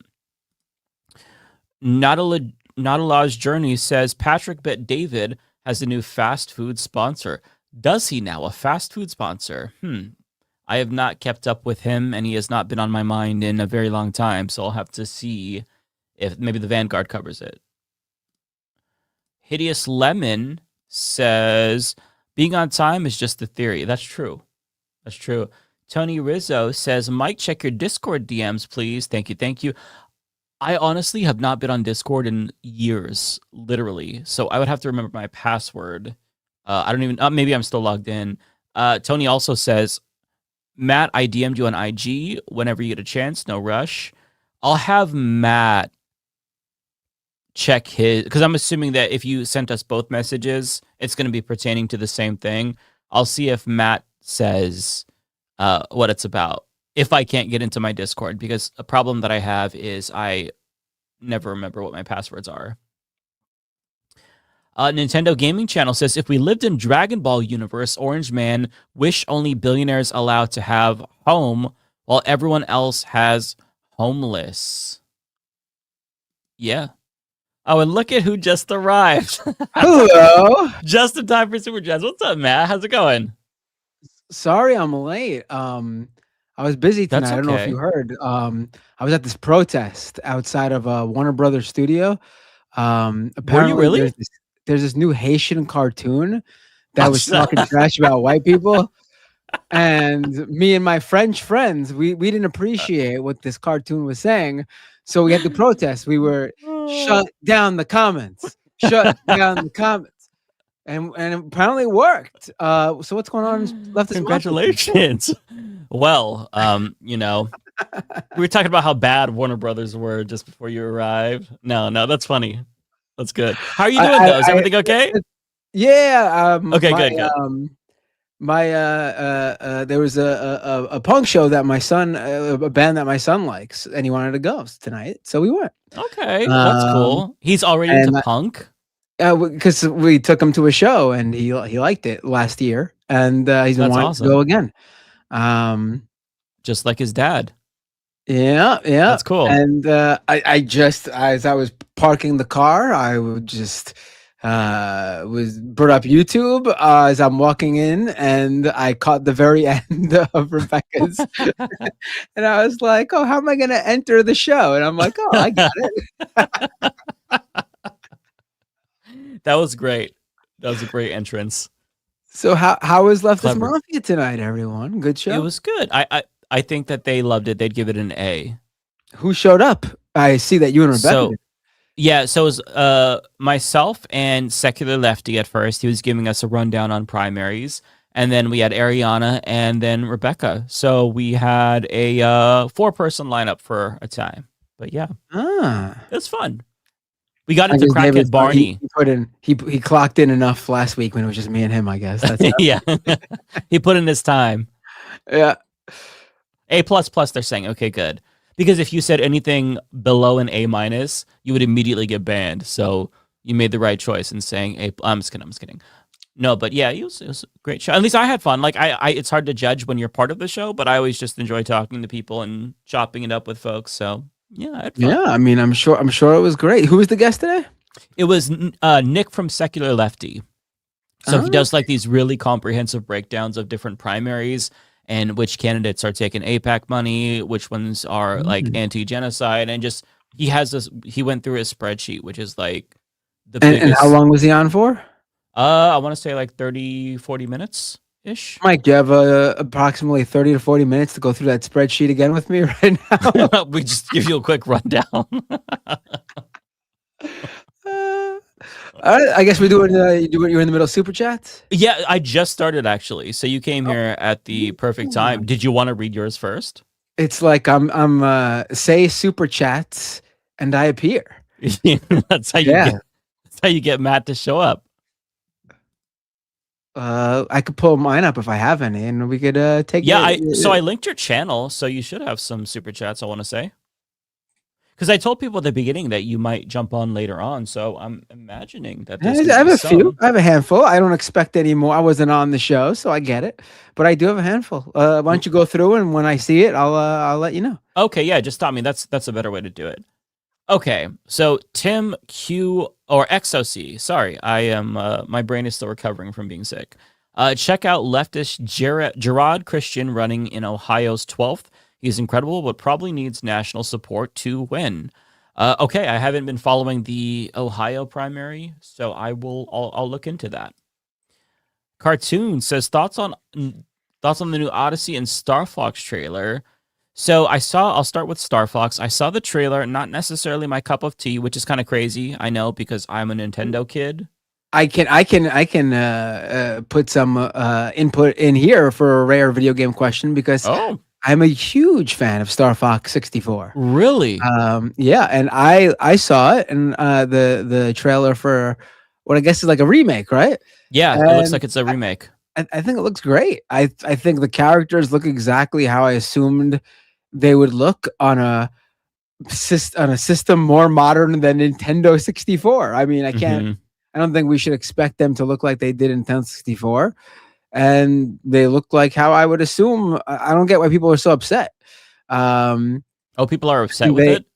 Yeah, I saw a lot of people don't like how they look because they look too realistic or something. I don't think they look too realistic. I thought that they look cute. I felt like they looked like a good like middle ground between like not too cartoony, but also not too realistic. It was like a good middle ground between cartoony and like super realistic. Yeah, I didn't have an My issue with opinion. the art style. I thought it looked pretty good. Huh. Yeah.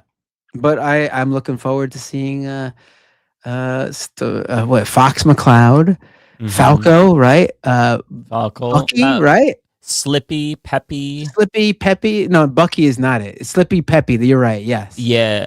Is there a Skippy? It's been a while. I was a huge fan of the game, but then it's been years since I played, a decade since I played it, because I have not played it since Nintendo 64 was no longer relevant. Yeah. Who is it that they said do a barrel roll? Was that Skippy or Slippy? That was the rabbit. Oh, the rabbit. So it's Peppy that said that? Peppy, yeah.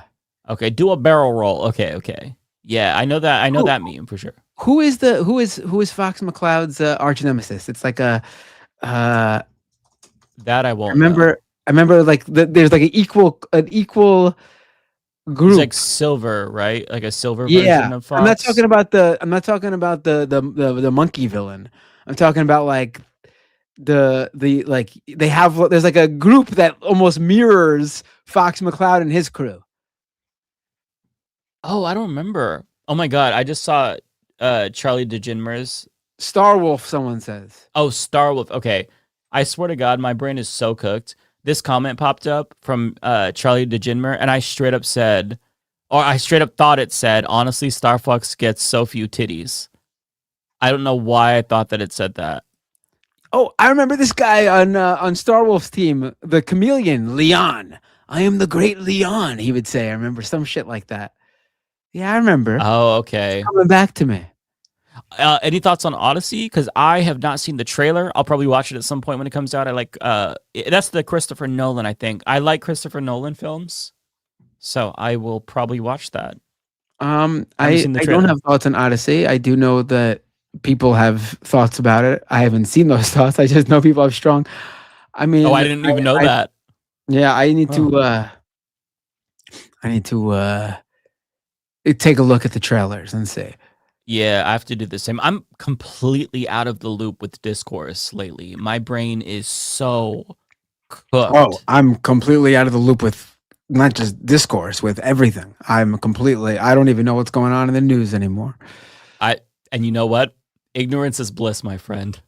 I gotta say, I've not been on like Twitter, like I've been on a little bit over the past like week or so, like very little. And then for months before that, I haven't been on at all. And I gotta say, like, when it comes to like the big news stories that like you should know, I didn't feel like I was missing out on anything. Like maybe I missed out on like, like the really niche, like online based stories and feuds and things like that. But like in terms of like the need to know, not being on like super online, I missed out on nothing. Yeah. And your brain probably feels so much better because of it. Like it would be polluted with just bullshit and garbage. And yeah, whenever I take time away from Twitter, I feel a lot better. But to be fair, I don't really go on Twitter as much these days. I go on maybe 10 minutes in the morning and sometimes a little bit at night. I don't doom scroll like I used to because it's just so toxic, and I try to minimize my exposure to it. I didn't even like choose to minimize. Like life gave me things that I needed to focus on, and I just was not on. Shit. Yeah, and I just was not like I wasn't even like I'm, boycotting Elon Musk. No, nothing to do with that at all. And just like not being on there, I felt like I didn't miss anything. And you know what? I don't know if that would have been the case with how it used to be, where like actual important stuff would break on there. It's just not the same anymore. Well, I'll catch you up on the big controversy. So one of the Krasenstein brothers, I don't remember if it was Ed or Brian, bought a Cybertruck. Oh, I cannot talk tonight. So he bought a Cybertruck, posted about it, and everybody was shitting on him, calling him a fraud because he obviously is a resistance liberal. Talk shit about Elon Musk, Donald Trump, but yet he bought a fucking Cybertruck. And so people have been ratioing him. He lost 6,000 followers. He dipped below 1 million. And now he's trying to joke about it. Okay, I bought the truck that everybody wants, and it's just a regular truck that, pollutes the planet. So he's kind of coping and seething. That's the big drama. So you didn't miss much, in other words. That's wow. I guess I didn't miss much. Yeah. Don't you just yearn for this drama? It's so juicy. I honestly don't care enough. No, I'm glad you told me because it's funny. But I mean, like in terms of like the discourse surrounding it, like I don't care enough to like knock the Krasensteins for buying a Cybertruck. But I mean, like, right. If you're following the Krasensteins and you don't see that's like who they are, like very vapid, like you really think they had like strict morals, like they were gonna actually like, please, like this is who they are. Like I don't care enough about the Krasenstein brothers to have feelings about the story. I couldn't care less, honestly. These are the guys that wrote the children's book depicting Mueller as this Giga Chad with muscles. Yeah, I mean, it's literally like I'm not joking. Like that's literally what they did. They wrote a children's book about this. So people have always viewed them as opportunistic and grifters. And listen, some of their posts are good because they spread awareness about shit that Trump's doing. But I think that it's pretty obvious that they are self-interested. And like, I don't take them seriously that much. I believe them when they say they don't like Donald Trump. Like I don't think they're fake right wingers, but I just think they're opportunistic. They're like paper libs, I guess, if you want to give them like they're not lying to you. They probably do have liberal politics, but they'll fold like paper when it comes to like wanting to do something that contradicts their politics or beliefs. Like I don't think they're gonna like go out and like be anti-LGBTQ if it becomes like if they suddenly that's like they view that as the popular thing.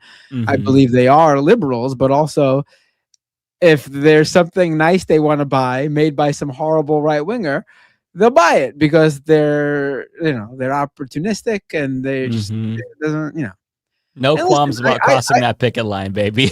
And listen, I get it in for some things, like in a capitalistic world, you're gonna end up buying things by some not so great people.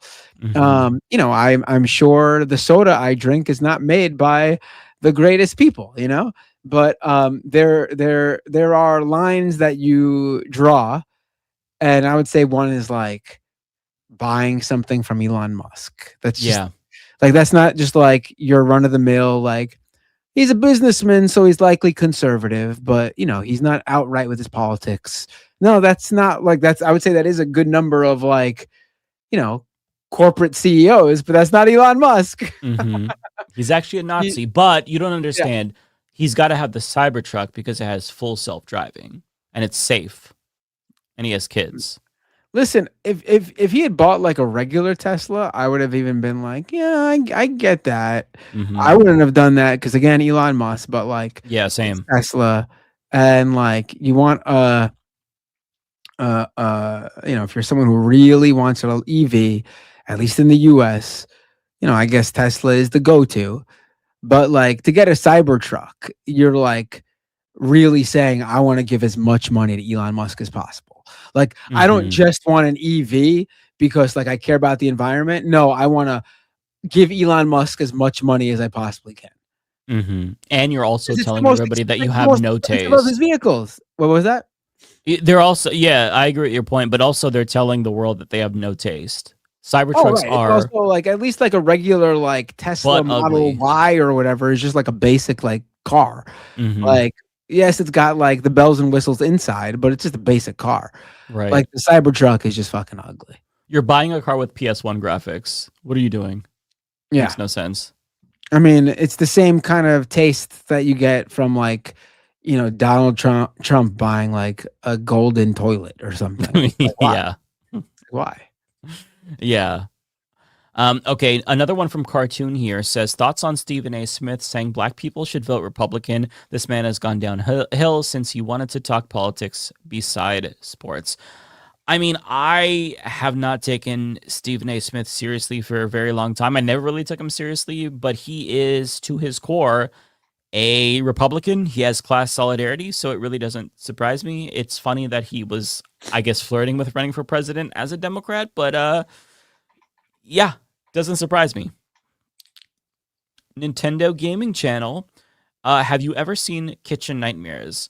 I absolutely have seen Kitchen Nightmares. I used to watch it all the time when I would go to the gym and I'd just walk on the treadmill. I'd walk for the whole duration of a Kitchen Nightmares episode. That was like my go-to. And Nintendo Gaming Channel has one for Ariana, but we'll answer that for her. Hey, Ariana, as a proud Iranian American, okay, might not be able to answer that one. I get it. We get it. We can just put ourselves in our shoes. We're proud Iranian. As an Iranian. Here we go. What's your take on the Greco-Persian Wars? Do you think history is too Western-centric? Love your work. Okay, yeah, I'm so sorry, Nintendo Gaming Channel. That is not one that we can answer. Although I think that Ariana may have already answered this in the chat before she left, because she did try to go through these. So hopefully you got an answer, Nintendo, because neither of us are qualified to address that particular question. Octowolf says, I'm undecided Mike. I'm undecided on if I plan to run for any form of office, but I'm still going to make a website about me and my political policies. I've been inspired. Well, I'm happy that you've been inspired, but I will say, listen, start out small. Start out at, the local level, maybe run for a city council position or some other seat. A lot of those offices, people run unopposed. So that is a really good way to have a direct impact on your life and your community and, get your foot in the door. See if you are interested in, being a politician because, it's a big commitment. Nintendo Gaming says, "Hey Ariana, if you went to a spot like hold on, I forgot to feed the cat and he's whining. Let me go feed the cat. Really quick. Go ahead. If you went to a spot like Mama Maria's and found pork in the veggie sauce, would you file a complaint, sue, or write an article on it?" So again, not a question that I am qualified to answer. So I cannot say. The Man, thanks for the 20. Very generous chat. Hey guys, did you hear, according to a report by ProPublica, Donald Trump shelved an investigation into a drugs for votes scheme in Puerto Rico's prisons involving Puerto Rico's MAGA pro-statehood PNP governor, Jennifer Gonzalez. I did hear about that, actually. I saw a report about this on Philip DeFranco's show. Excuse me, I fucked up his name. Yeah, that is some crazy shit. And apparently the whole entire investigation just disappeared once Trump got elected because Jennifer Gonzalez is one of his cronies. It's actually a wild fucking story, and it really speaks to the corruption and bullshit that you talk about a lot in your super chats, V-Man. Very, very crazy stuff. Super Platinum Man. Hey, Ariana, is there an issue with Niak? Trita Parsi seems like a cool dude. Okay, this is the one that Ariana told us to avoid, so I will say no comment. Because I have no idea what that is referencing. Cartoon says, thoughts on actors bailing on the Bezos Met Gala. I don't know which actors bailed, but I think that all of them should have bailed because it's a Met Gala put on by Jeff Bezos, so that it should be a non-starter if they have morals. But, who knows? V-Man says, what's ironic is last year she accused her, and referring to Jennifer Gonzalez, she accused her political General Secretary of the Puerto Rican Independence Party, Juan Dalmau, of being tied to drug trafficking. No, she did. Oh, wow. Again, it's true in Puerto Rico as well. Every accusation is a confession. V-Man also says, it shows you how disgusting Puerto Rico's right-wing pro-statehood party is, weaponizing prisoners, drug addictions to maintain political power. Everything in Trump's America is pay to play, right? You stuck his nuts from the back, you kiss up to him, and he will do everything for you. He'll move mountains for you. Looney Tunes says, glad to have you back, Ari.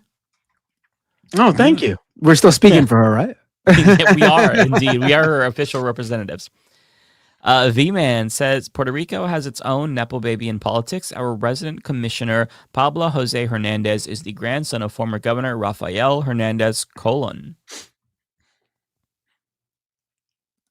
I believe it's Cologne. I think I said colon. My God, please forgive me.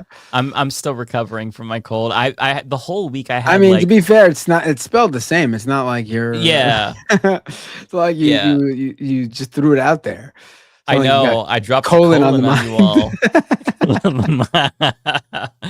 I've had like the worst fucking brain fog all week, so I'm still recovering. I feel a little bit better today, and started feeling more better yesterday with the brain fog. But you know how when you're just like still coming out of it and you're just like a space cadet? Yeah. That's me.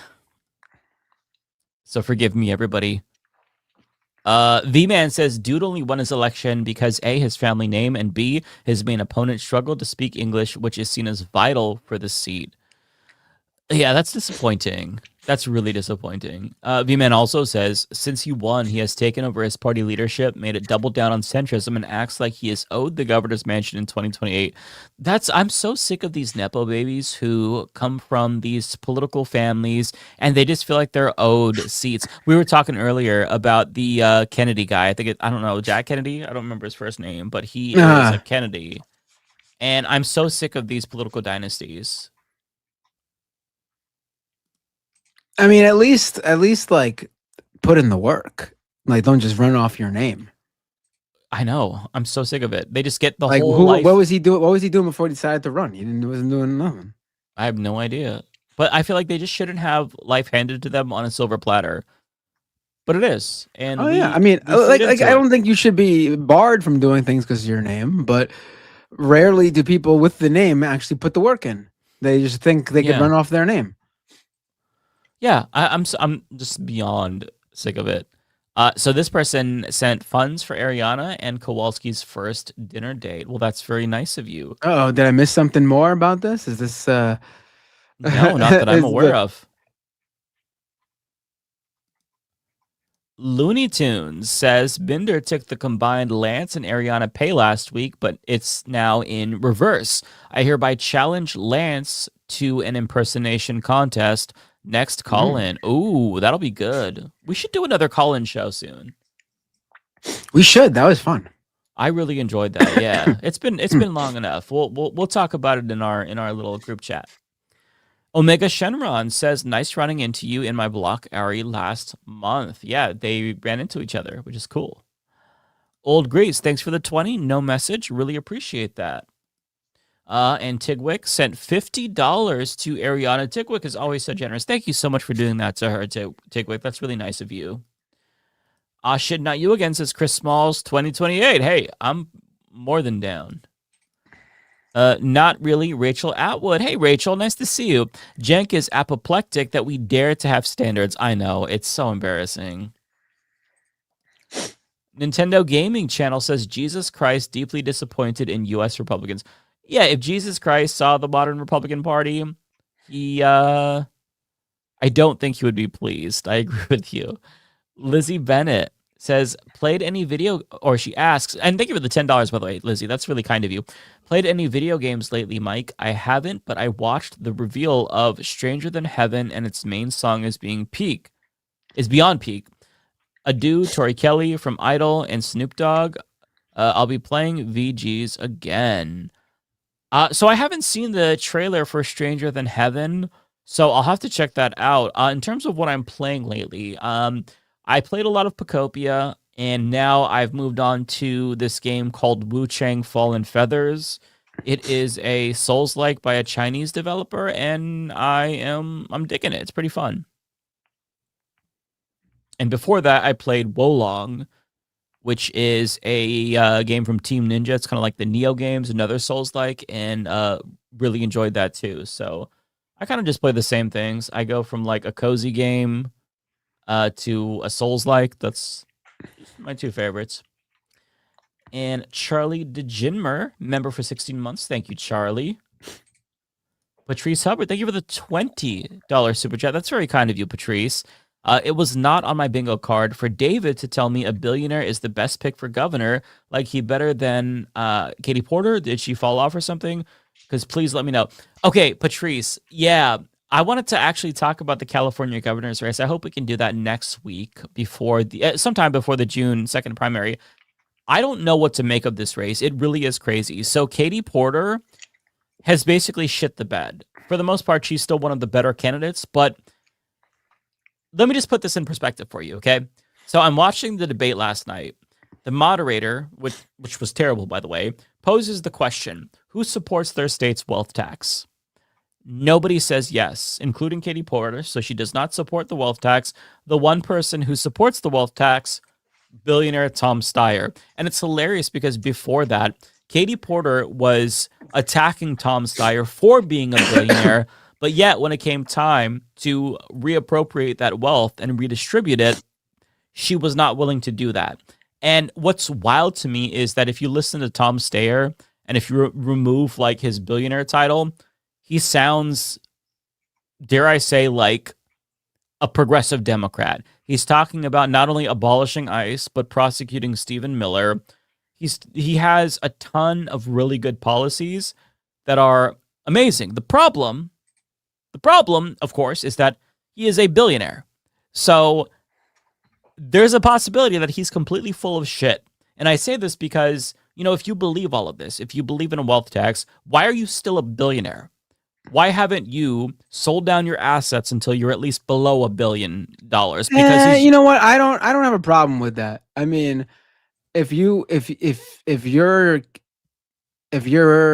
position is that everyone should pay their fair share and billionaires obviously should pay more, then, you know, just you paying more doesn't really change anything. You're just one person.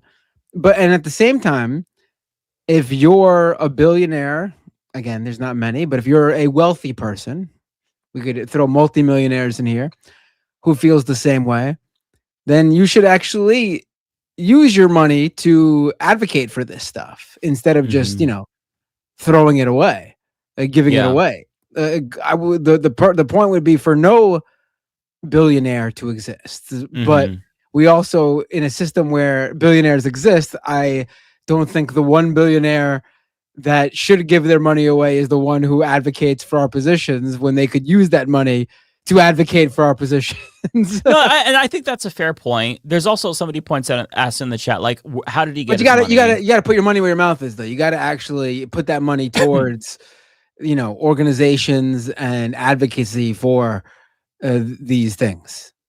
Yeah, and I'm also I'm cognizant of the fact that he could be an actual class trader. FDR was a class trader. FDR was rich.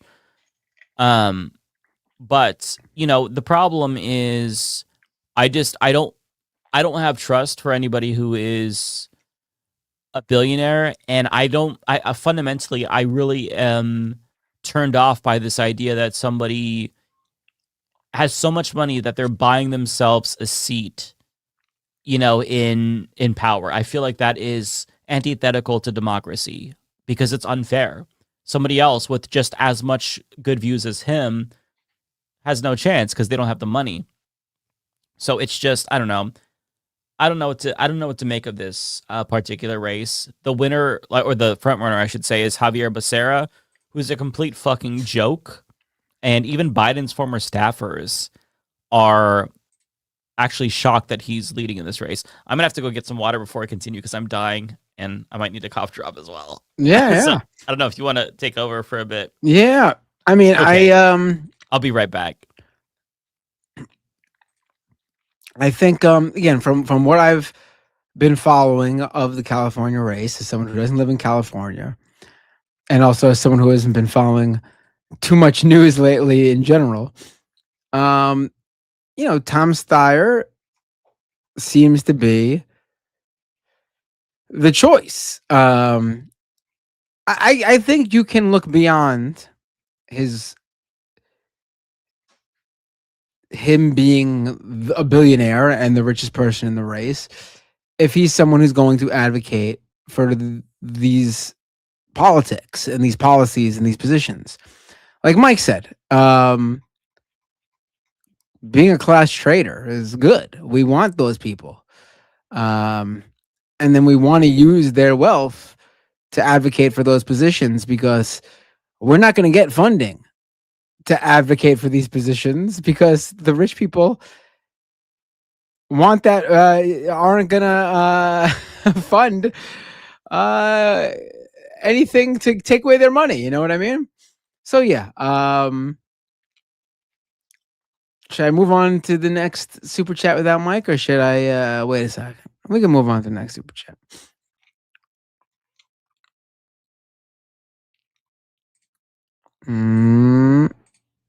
Super Platino Man with a super chat. Remember when Pete Hegseth quoted a fake Pulp Fiction Bible verse during the Pentagon sermon? I do remember that. I do. Okay, so much better. I'm so sorry. You're back. I had to get a cough drop. Yeah, I was dying. I made it through the whole stream without coughing, and you didn't miss anything yet. I just went to the next super chat, but this is it.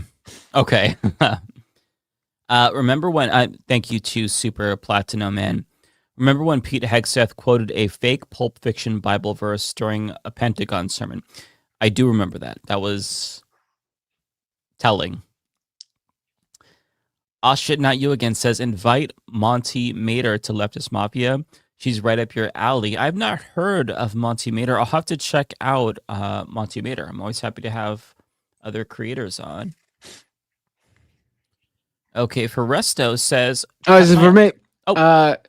Foresto cut my uncle off because he was pro Kavanaugh raps or rape? What? Oh, maybe rape. Yeah. That'd be fucked up. I wouldn't blame you for that. Yeah. Wow. Tropical Ding Dong. In defense of the crackhead diaspora, we were talking about crackhead Barney earlier, just in case you were wondering what the fuck. Oh, what are they up to? So we watched the interview that crackhead Barney did with Jack Kennedy, and we had a conversation. I think I saw that. I did see that. Yeah, we had a conversation about how, representation, because Rebecca kind of felt like icky about it, like she was kind of playing into stereotypes, and Ariana talks about the diaspora with Iranians and whatnot, and so we talked about that. So this is what I think Tropical Ding Dong is referencing. The point is to make people uncomfortable, to make the point that you shouldn't take Piers Morgan any more serious than you do crackhead Barney.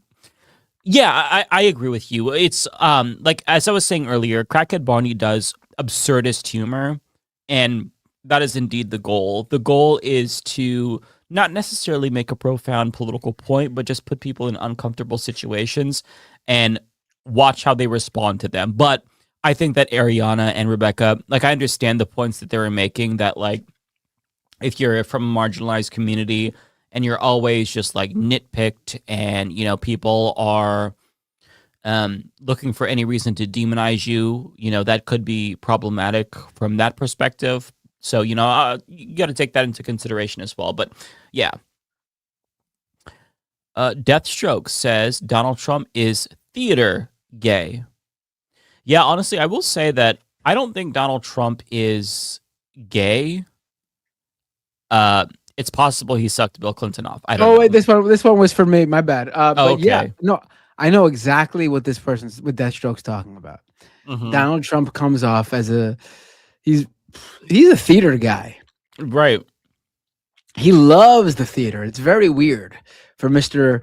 And listen, I'm not saying like I'm a big theater person. I don't think I'm the theater person the same way Donald Trump is. But I like a good musical. I like a good play. I like singing catchy theater songs.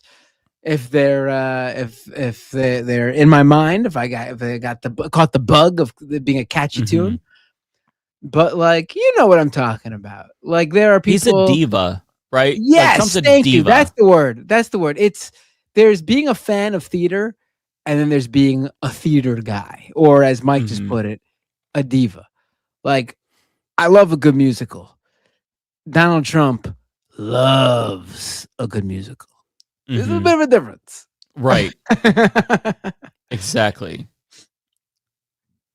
But I think that he is a heterosexual male, but he definitely, I don't think he's, I mean, he could be bi, who knows? But that's possible. If he's, my guess would be he's like a 2 on the Kinsey scale, which 1 would be exclusively heterosexual but maybe he like, wanted to experiment a little bit. I mean, the dude is, we know the stories. He's a horny guy. So the whole Epstein email about him sucking off Bubba, I wouldn't be surprised if he sucked Bill Clinton's dick. And I wouldn't be surprised if Bill Clinton let him. I want to get it. This is, someone in the chat says, are they using gay as an insult to WTF? And I'll make it clear. We are not using it as an insult. In fact, if Donald Trump was a theater gay, he would be way more likable. I'm using like I'm saying that, and that's what the super chat user was pointing out. Donald Trump being a theater gay, or doesn't match like the rest of his persona. It's just this oddball thing going into the whole Donald Trump thing.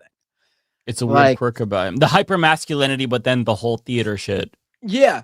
Like Mr. Like, oh, I just got there was an assassination attempt. I got a ricochet blood on my ear. I got to do something really manly. I'm going to USA, USA. Right. And then at the same time, he would be like, the magical Mr. Sophocles. Ave Maria swaying back and forth. Yeah, like it's very weird for him to be both. That's all. Yeah, I know exactly what you're saying and what Deathstroke is saying as well. There's that like element to him. Having said that, though, I will say that he is gay, and I use that as an insult in that I think he's stupid. When gay was stupid, when we used to say that as kids, he's gay in that regard because I think he's fucking stupid. Oh, I never insults. I probably more woke than Mike was, I guess. Oh, you were. As Mike as a gay man, I'm more woke than him. 1,000%. Even in like elementary school and junior high school, I hated that shit. Something about people using the word gay to describe something that had nothing to do with like being gay. Like I hated people who used the F slur. It was I never ever used it. I was always a step ahead of the curve. I was woke before woke was the thing. You were down before I was down, and I was using gay as every other word and the F slur as every word, homophobically, to be clear. When I was in the closet, bro, I said that like saying something was gay was every other word for me. Because I'm like, oh, if I just call everything gay, they'll never know. Like that was more of a subconscious thought. Like I didn't actually think that because I wasn't like clear myself, but I was just like defensive. You know what I mean? So everything was gay. Everyone was an F slur back then. So yeah, Matt was 1,000% more woke than I was when we were the same age, probably when we were young men. Which goes to show you the biggest homophobes are usually the biggest queens. Oh, I mean, you could see it with literally 90% of conservative influencers who are male. Right. Benny Johnson. 0% Michael Knowles. Michael Knowles, yeah.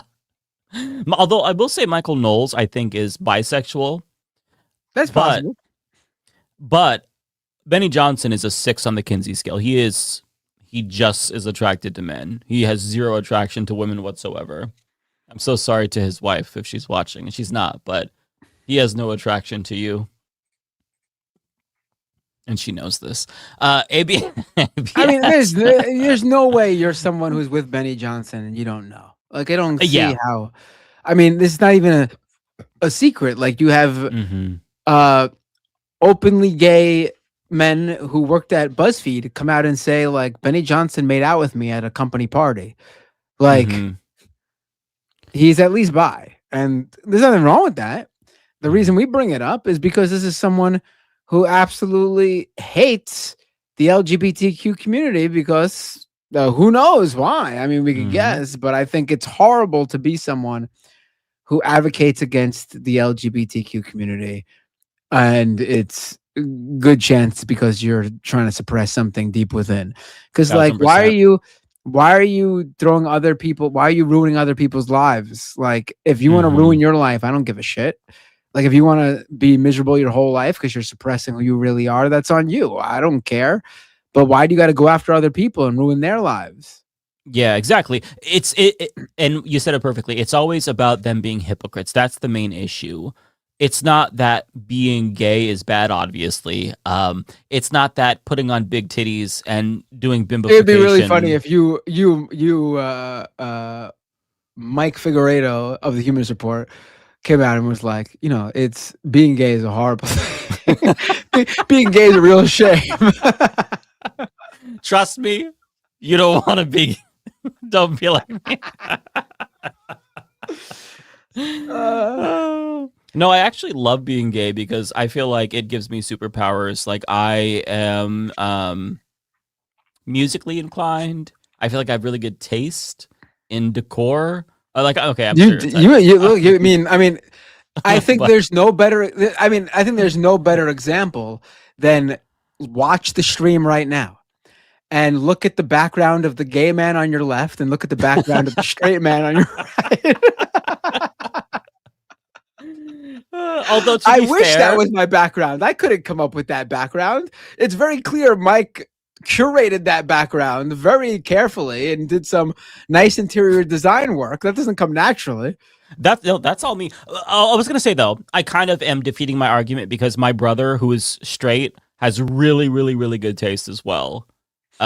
So it might just be like Figueredo men. I don't know. I don't fucking know. But I think that my gayness helps my taste. I don't fucking know. I'm just spitballing here. But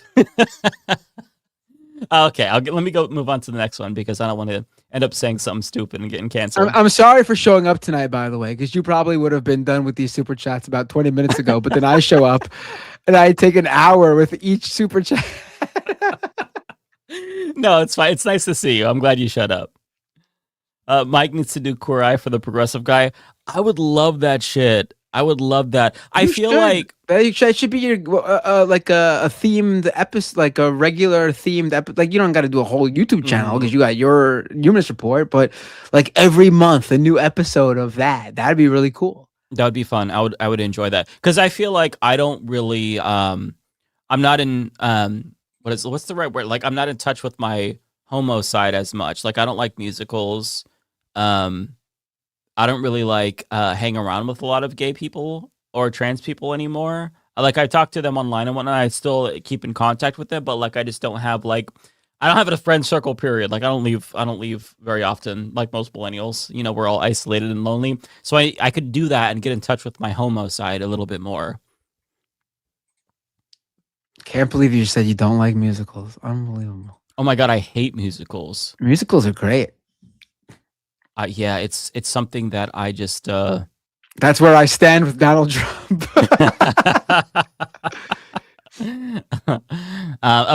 Okay.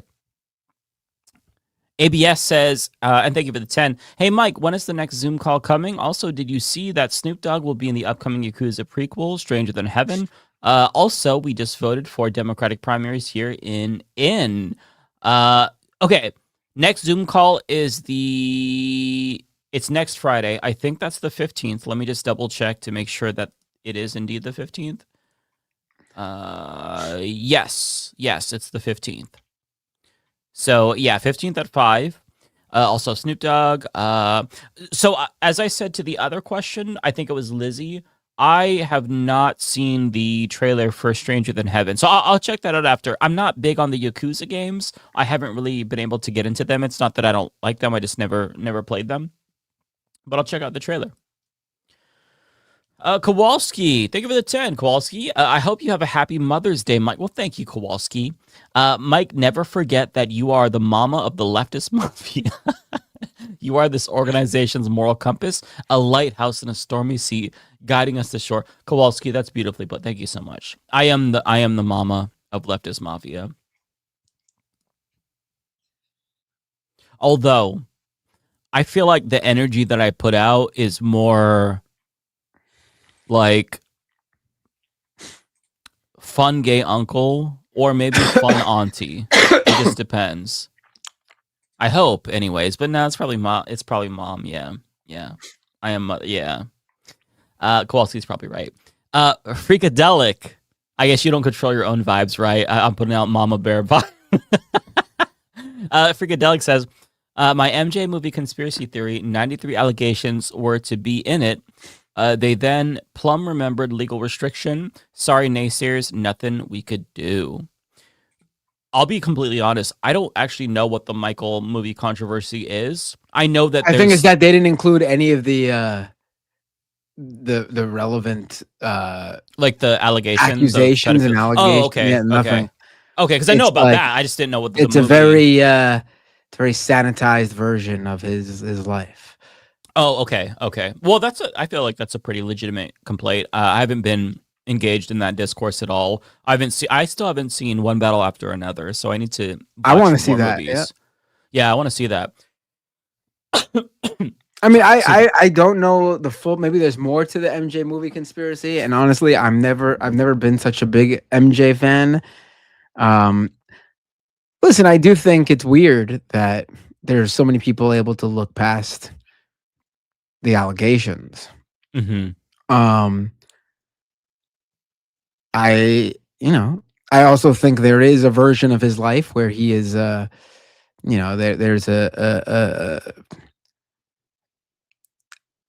I don't want to say the word sympathetic, but he is a victim of a lot. It seems like himself doesn't make what he did right, obviously, or the allegations. But I think you could have done an MJ movie that covered everything and still gave off, an MJ that you wanted to, which clearly they wanted to put off a specific MJ. Yeah. But it's always been very bizarre to me how, like, of course, the guy had great songs and was an amazing performer, but at the same time, I can't look past what the allegations are. Mm-hmm. Yeah, I'm with you there. I feel like it would kind of be hard to get that out of my mind. I don't think I could enjoy the movie. I have a very difficult time separating the art from the artist in general. And it's all of you all know my faves are all terrible people. Kanye West was like my all-time fave. I also loved R. Kelly. Like every fucking musician I liked, terrible person. So yeah, let's see here. Looney Tunes says, it's for me. Oh, it's for you. Okay. Well. Looks like Matt in the Hat didn't see me finish my entire There Once Was a Streamer poems. Rebecca was the last one to get her own. I don't know what you're talking about. Oh, Looney Tunes sent the chat saying, basically kind of ribbing Rebecca for not being here for a while. Like, hey, there once was a streamer. Her name was Rebecca. She was on Leftist Mafia and Like It or Not. But she just returned this week to Like It or Not and Leftist Mafia because she just finished moving. So he was kind of poking some fun at her for that. Yeah, everyone's been a bit busy with their own things. I get it. Life just happens, and sometimes all at the same time for 6 people. Yeah. And to varying degrees. I would love for us to get back into the, I'm not saying next week, but over a little bit of time, I'd love to see us all get back to being able to do it regularly. We'll see. Mm-hmm. Oh shit! Not you again. This is it's for me. Matt, nice Erica Kirk cosplay you have on tonight. I've always dressed like this. Erica Kirk's cosplaying as me. No, but I'm just wearing I've got a black t-shirt on, and I got a black hoodie on. I'm not wearing that weird like long sleeve black like thermal whatever she was wearing. You see, somebody said she looked like Chuck D, and Chuck D responded to it on Twitter. Oh, really? I didn't see that. Yeah, I think that's the real Chuck D. It was like a massive account, but yeah, I thought that was really funny. You can't say that me, who always wears all black everything, is Erica Kirk. That's true. This is for me. Kowalski, I need my conspiratorial fix. When can we expect Doomed back? 2028 or when gas gets below $3? I have some conspiracies of my own on a caffeine high and inhaling insecticides. It's a good question. I don't know. I don't know when Doomed will come back. Maybe it doesn't. Maybe I do something different. I've been trying to gauge exactly what I want to do when I get back into the swing of things here. I feel like the podcast world got oversaturated really quick. I don't know if people can. And even Doomed, when I was doing it regularly, more people were watching it as a YouTube stream than listening to the podcast. Maybe I focus on finally doing videos, like regularly daily videos. I think that makes more sense in terms of what would work. Also, I think I'd like to do get the newsletter finally going, a regular daily newsletter with breaking, original reporting and things like that. Hopefully, I'll let you guys know soon. Also, I'm gonna need I don't think I told everybody on here, but along with everything else that happened the past couple of months and weeks with my family, I went to the hospital for the first time in my life twice over the past couple of weeks. So I got not massive, but bigger than I can afford hospital bills that I'm not going to do a GoFundMe because I believe that's for like when you really need, like if I can't pay my rent, I would do a GoFundMe. I still have a full-time job. I could pay my rent, but these hospital bills are putting me in going to put me in a debt. So hopefully I can get this Substack newsletter going, and I would appreciate people signing up for the paid newsletter. And that's how I would do it. I would, fundraise with a product to give you guys. I wouldn't just ask for money with nothing in return. Do you have health insurance?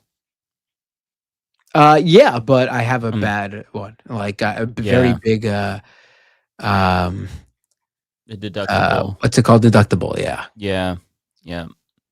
That sucks.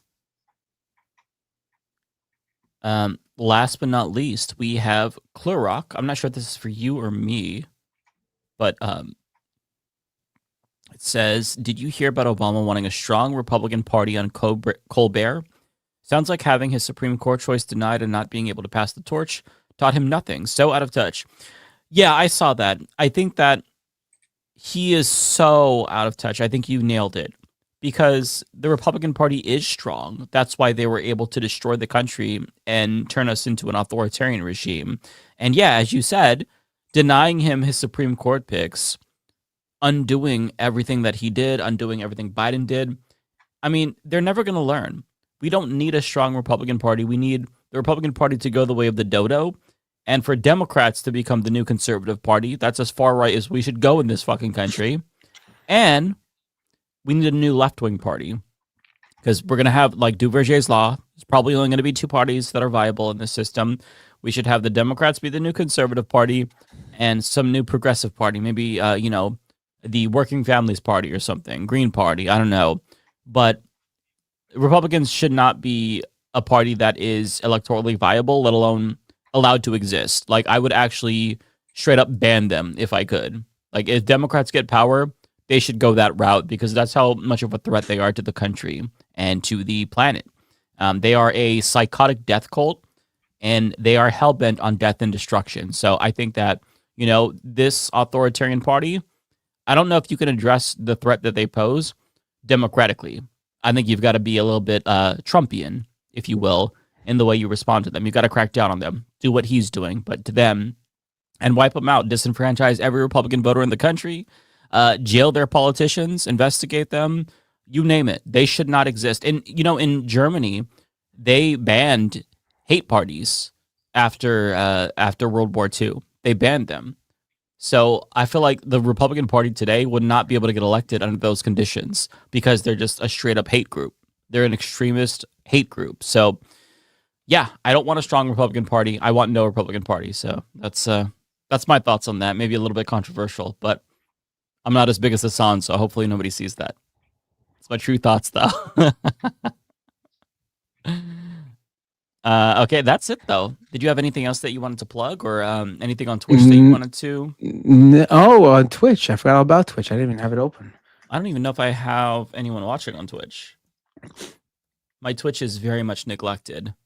Lil Yumper subscribe with Prime. Thank you so much. And Joey Bag of Donuts resubscribe with Prime. They've been a subscriber for 18 months. Thank you very much. I appreciate it.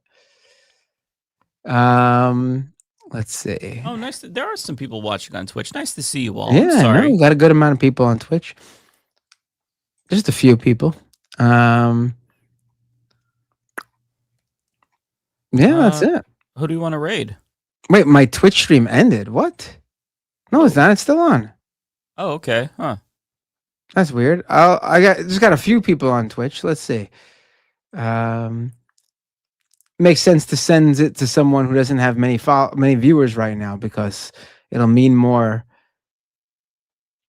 How about Jason Society? Okay, yeah, good idea. Hello, Twitch chat. It's nice to see you all. All right, everybody. Rating right now.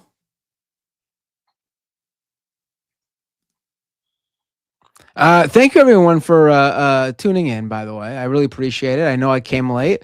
I hope everyone on Leftist Mafia treated you all well. And I'll be back. I'll be on next week as per usual. I will too. Lance will also be back, and both Ariana and Rebecca will be back as well. So if David is on, if we can get David, we'll have the whole crew. Yeah, and Chris Smalls is going to come on too. Ariana said so. We could have a loaded show next week. So could be fun. All right, folks. Let's. Hold on, I'm gonna raid. Let me do that raid. Jason Society. Here we go. 6, 5, 4, 3, 2, 1. We'll see you all next week. Take care, everybody.